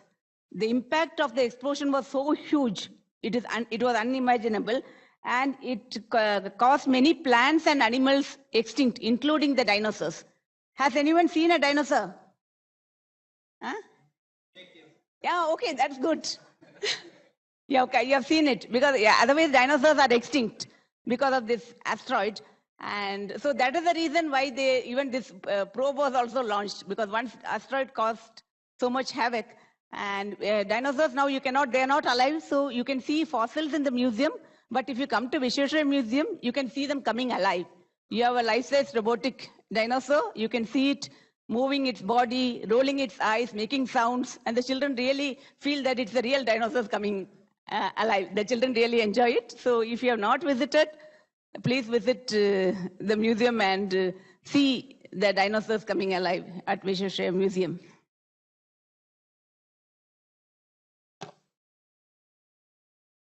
The next one is, I think, how did we, before we went into space, actually, humankind, they always wanted to go high. They were looking at the sky and they wanted to go high. So they were observing the birds, and you have to fly up. First you have to fly up. So how was that achieved? Flying high was achieved by the first aircraft called, which one? No. First aircraft name, can anyone tell? First aircraft name. Yeah, right, brother. Who told? Maybe the center you can give.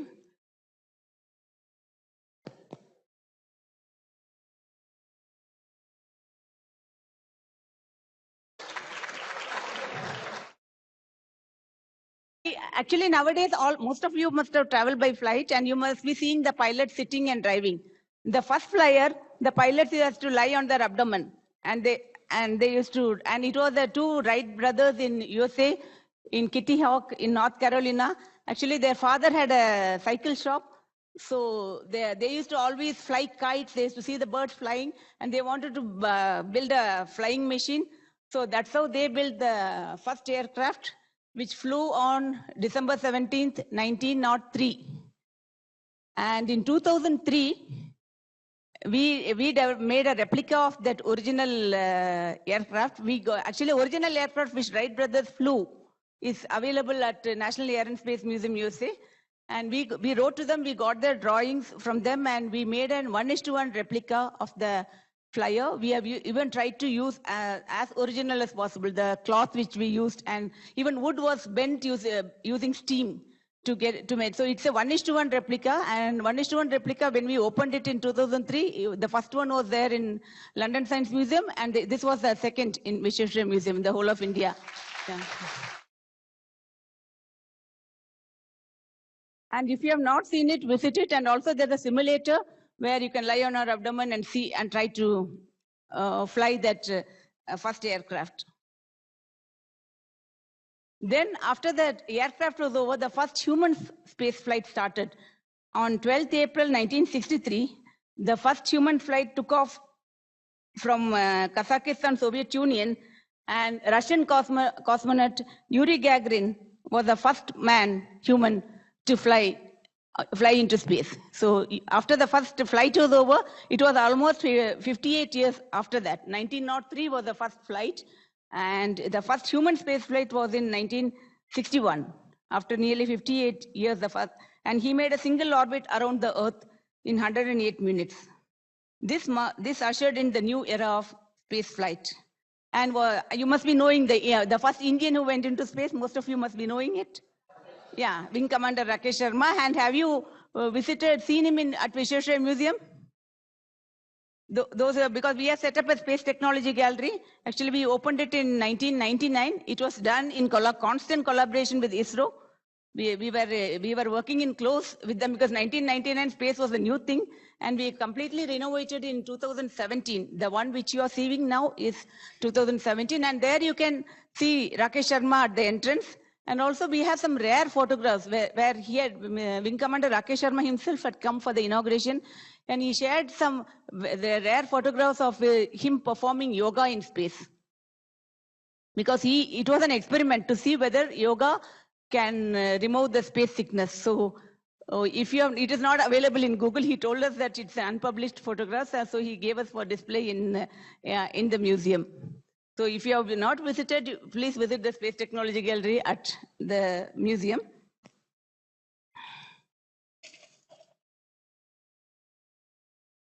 So then, the Space Technology Gallery was also inaugurated on June 19, 1999. June 19th was very important because it was on that day the Apple satellite, the first communication satellite of ISRO was built. It was built in this building, or maybe it's in Peenya, because ISRO, when they started it earlier, they were in Peenya campus.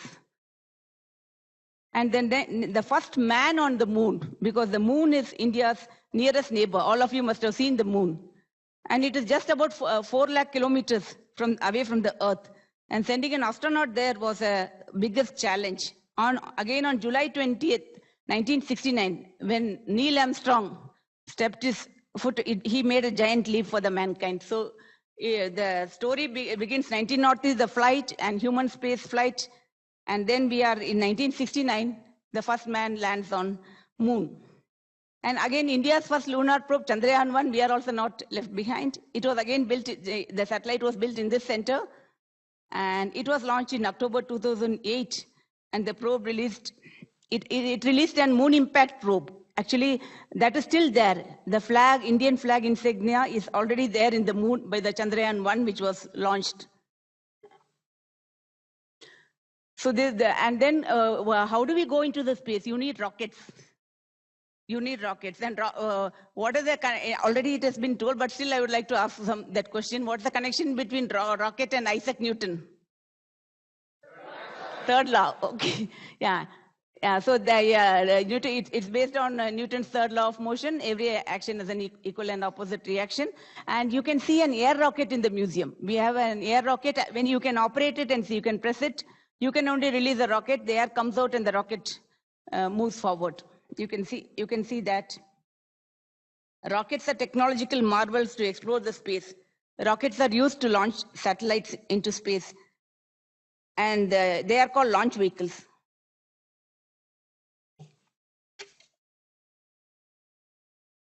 And there's a long history between rockets and India also, and especially Bangalore. Actually, the first rocket was built during in Mysorean rockets. So, by Mr. Hyder Ali and Mr. Tipu Sultan, they used these rockets to fight against the British. It is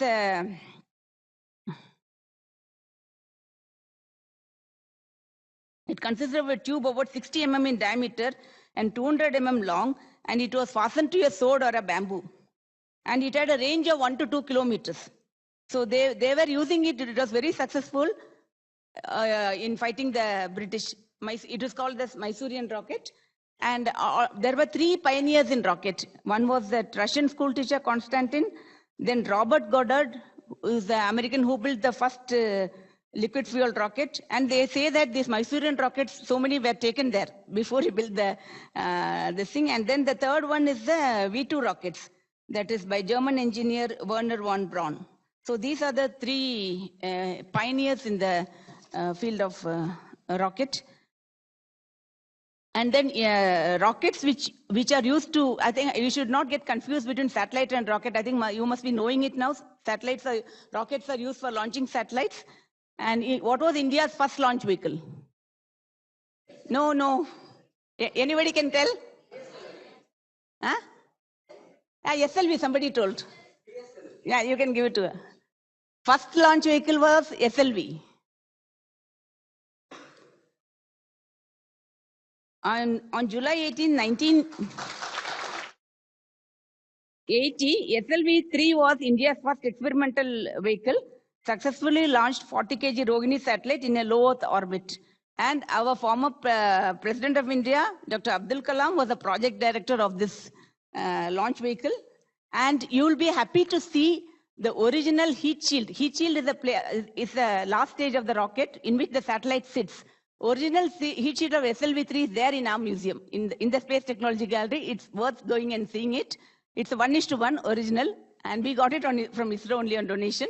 And we also have the motor case of SLV-3. So that's a rare distinction, and there we have, it's a tribute to Dr. Abdul Kalam. So I think...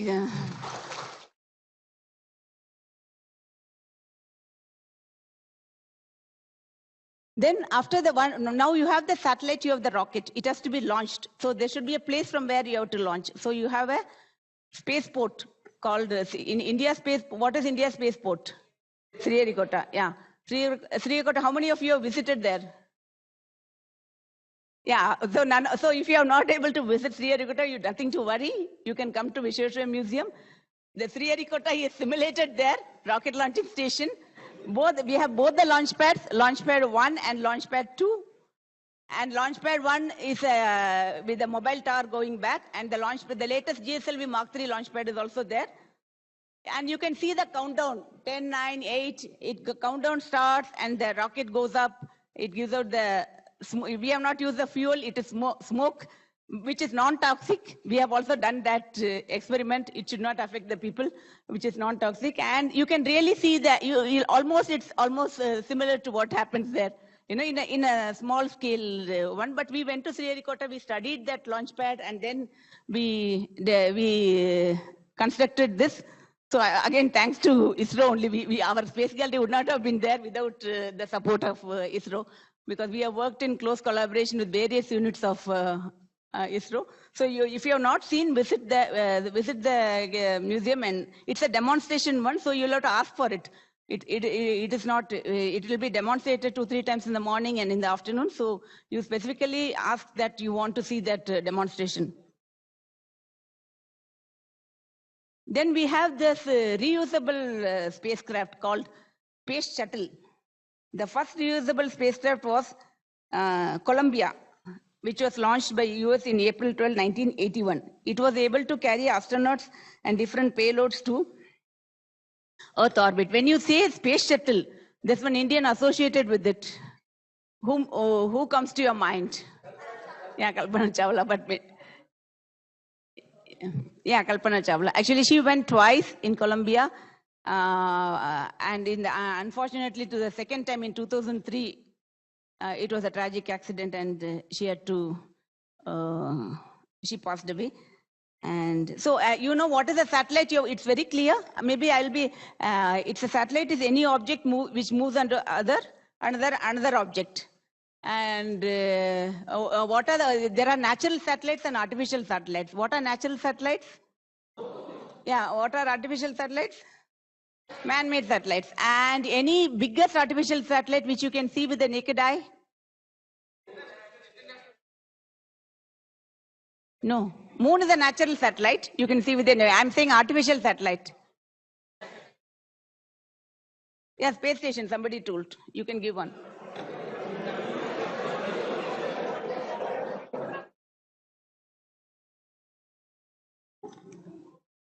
Yeah, those.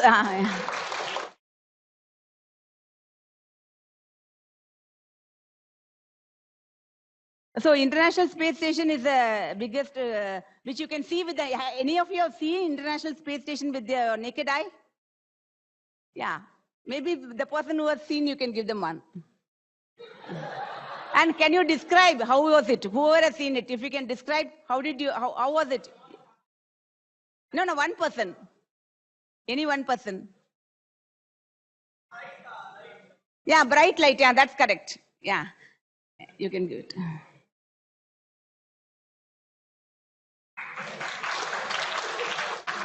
Yeah. Yeah, International Space Station is the Earth's biggest artificial satellite, and it's also very good reflector of sunlight, making it the brightest object in the sky after the sun and the moon.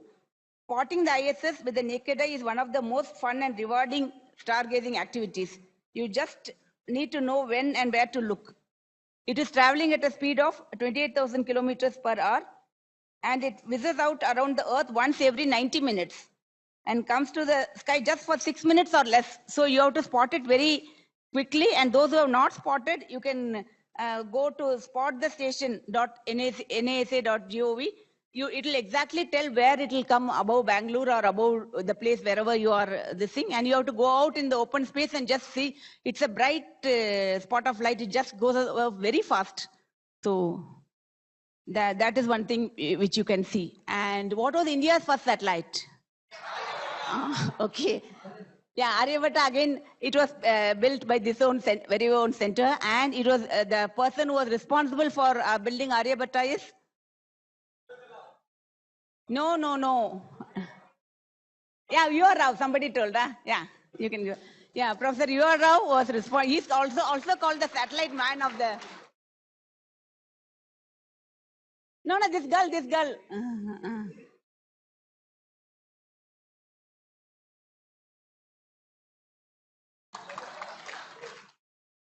Yeah, U.R. Rao is called the satellite man of India.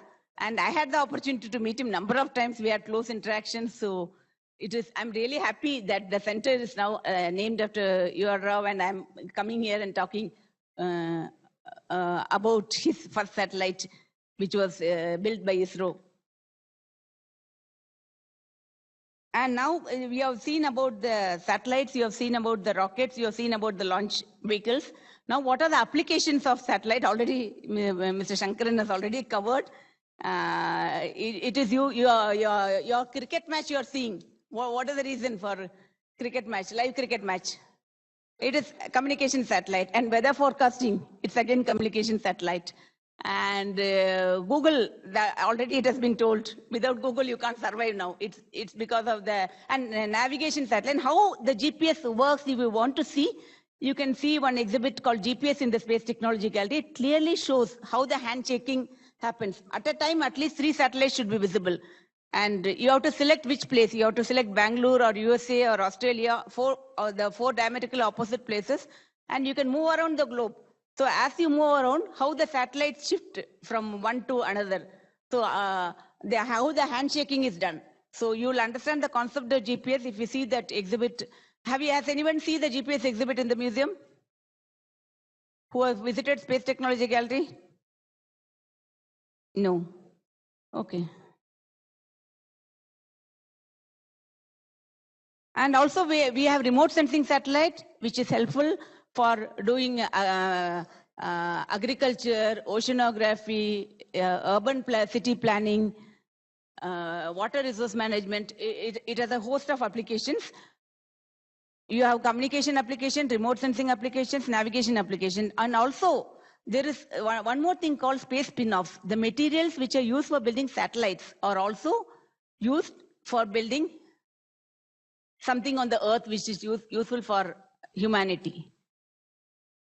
When you think of, has anyone seen the exhibit spin-offs, space spin-offs in the Space Gallery of the museum?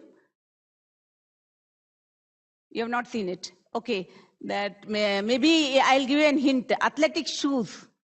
Is it a space spin-off? Sports shoes which you wear today. No. Athletic shoes is a spin-off of the space because when they went to moon, they wanted to have a grip for holding. So it should have a grip. So the center mid-rib is there in the sports shoes. Normal shoes, you don't get a grip. So the same material which was used for building, making athletic shoes for space was used for building sports shoes. So we have displayed the shoe with the bottom shown up. It will be, you can see the bottom rib we have highlighted in the museum, that this thing. And also some persons who are wearing spectacles, your glasses are now scratch resistant. Yeah, what is the connection between, are you aware that you're wearing scratch resistant glasses? Most of the glasses which come today are scratch resistant. Because your children are also wearing, and there is possibility of getting scratches plenty, because this scratch resistant material was used for making the helmet of astronauts. So astronaut, if the helmet is haze there, scratches are that they can't see anything. So it has to be scratch resistant. So same material was used in the earth for making scratch resistant glasses. So these are the space spin-offs, which and also you have this artificial limbs. Polyurethane foam is used for building rockets. The same foam is used for building artificial limbs on the Earth. So you can see all these materials. There are many more, and also there's one more thing called shape memory alloy. Shape memory alloy sample I got from here only, from this center. Actually, it's called nitinol. When hot air is blown, it expands, and the cold air is blown, it contracts. So it is used for opening a window. That means automatically when it becomes hot, the window will open. When it becomes cold, the wind. So in that way, you can reduce the use of AC or fan or whatever it is. So that is one of the space spin-offs of one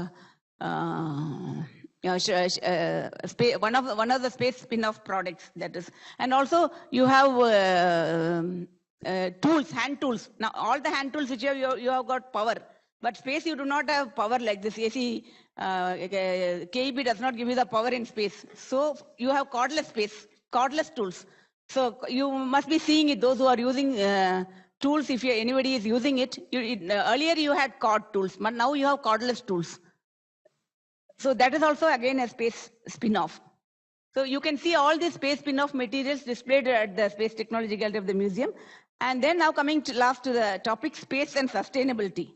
So the space has to be the life in space has to be as sustainable as possible, because there's nothing, they have to live within their means. Like in Earth, we do not have anything extra there. So space has to be as sustainable as possible. So even for growing food, they have experimented in ISS. They have started growing lettuce. And using that LEDs for photosynthesis, LED lights are used. And based on that, this thing, vertical farming concept has started on the Earth. Actually, vertical farming in the sense, in the heart of the city, you can have a farm. In indoor also, you can have a farm, and you can sell the products there itself. It doesn't have to. So in that way, you will reduce the carbon footprint. The material need not be transferred from this thing. So this is one of the sustainable features which is adopted in space, which is adopted in Earth also. And also space, there is no water. So they have to recycle all the water, including the sweat and even the urine, I believe. They recycle it. And they have a chemical treatment, and it is portable. You can drink it. Same technology is used in Earth for recycling the grey water and making it portable. It has already been adopted. And also tools. In Earth, whatever tools you want, you can go and buy.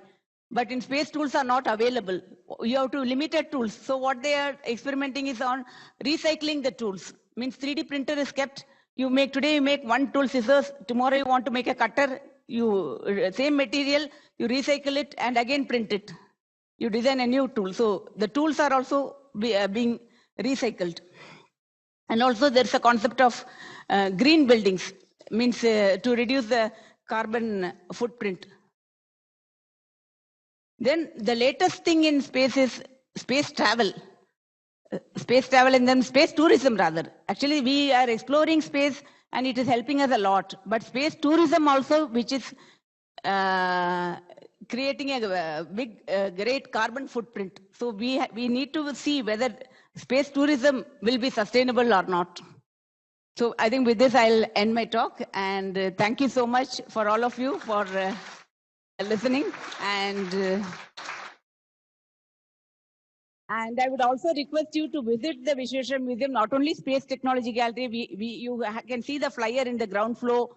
In the first floor, we have fund science and electrotechnique, and we have a gallery on biotechnology. And the latest exhibition which we inaugurated was on seeds of culture, which is all about plants, and it shows about how in ancient Indian medical knowledge it went from India to the world, like especially the spices. Earlier spices, pepper was more costlier than gold.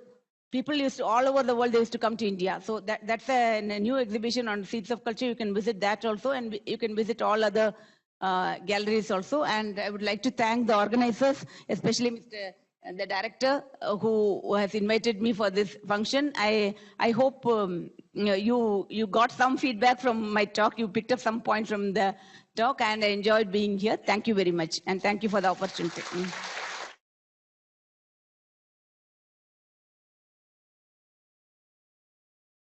Thank you, ma'am.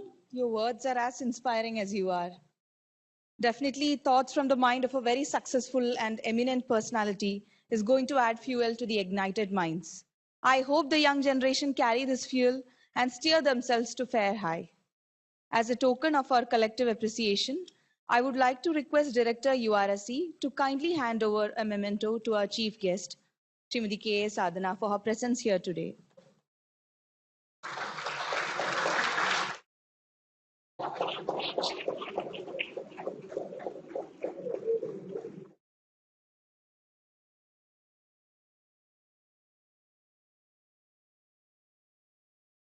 Allow me to remind, with the rapid expansion of the commercial space exploration, there is an increase in man-made objects orbiting in the low Earth orbit around the Earth. While this has led to greater business opportunities, it also gives rise to unavoidable questions about sustainability challenges in space. The issues of launch emissions, debris, and educate concern from the global space community are some of the issues that needs addressing urgently. And like all the speakers here told, the space industry as a whole needs to find new ways to resolve this issue, ensuring a balance between needs and wants of the space exploration.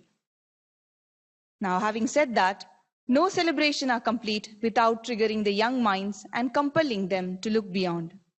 The best part of a competition is that through it, we discover what we are capable of and how much more we can actually do than we ever believed possible. And so, yes, before we conclude our inaugural function, let me request Srimati Suman Valki to announce the results of the quiz conducted earlier.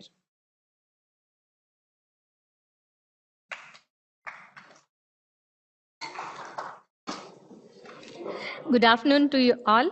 As part of the World Space Week celebration, this morning we had a quiz competition for students on space. Prizes are being given for 3 groups: engineering students, PU students, and high school students. Since we have 3 groups and 3 dignitaries on the dais, I request all the dignitaries to give over the prize for each set. Now I request Director URSE to hand over the first set of prizes. So this set is for engineering college. The first prize goes to B.N. Ratan Jain, second semester, SJC Institute of Technology, Chikbalapur.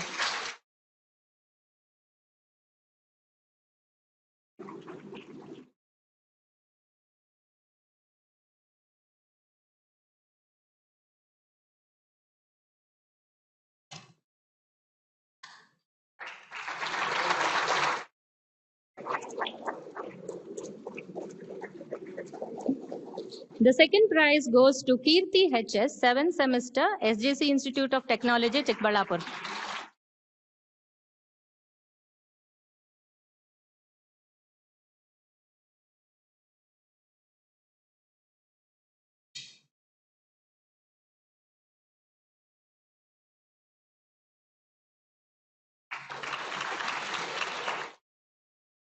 The third prize goes to Vinolya S, 7th semester, SJC Institute of Technology, Chikbalapur.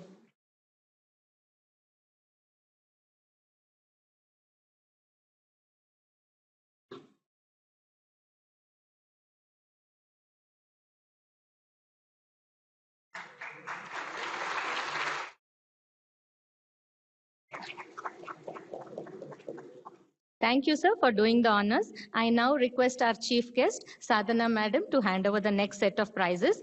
This is for PUC level. The first prize goes to Aditram Prasad, Mahesh PU College.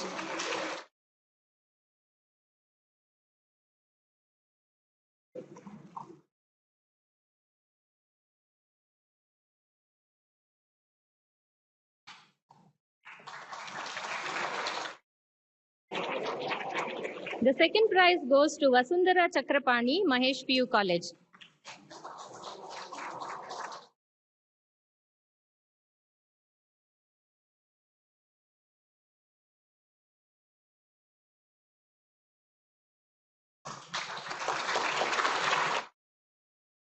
The third prize goes to Tanmay Bharadwaj MK, Mahesh PU College.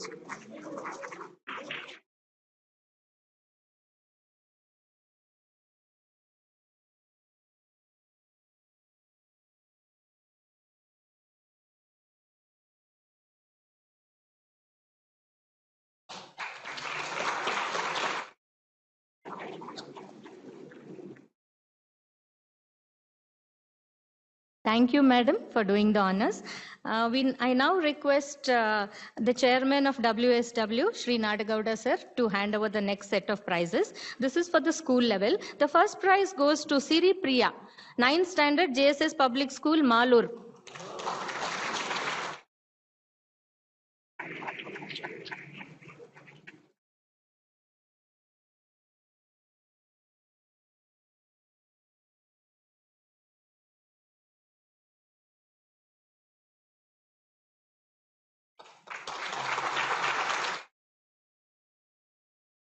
The second prize goes to Akhilesh MS, 10th standard, JSS Public School, Malur.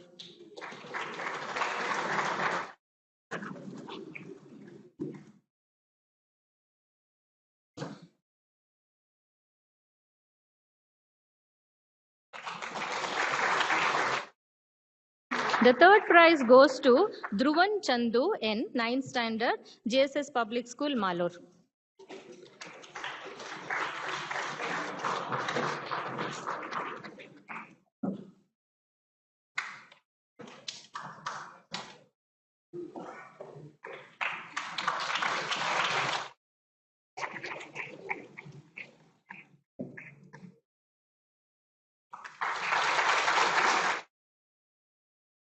Thank you, sir, for doing the honors. Thank you, everyone.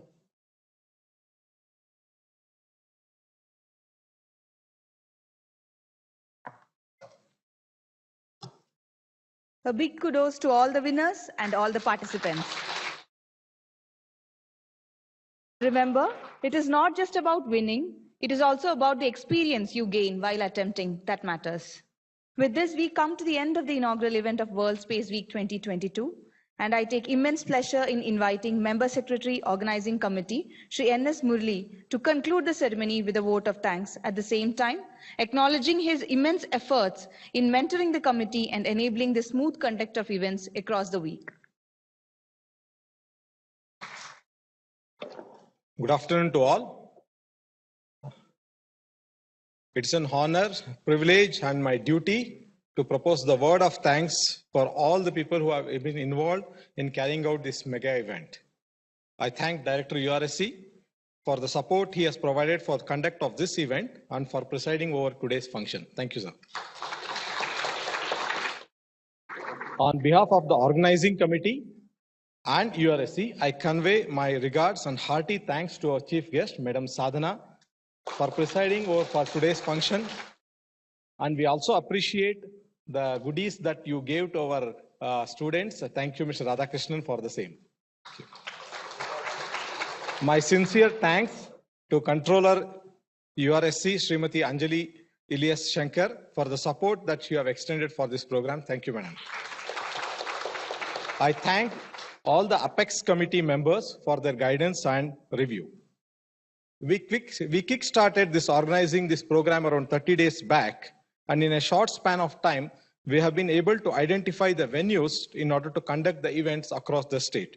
This has been possible due to the team leaders of the subcommittees, namely Sri H.N. Suresh Kumar, Rajiv Rangarao Badagandi, Sri S.V. Bindagi, and Sri Shiva Prakash, for their support for coordinating and arranging these events across the state.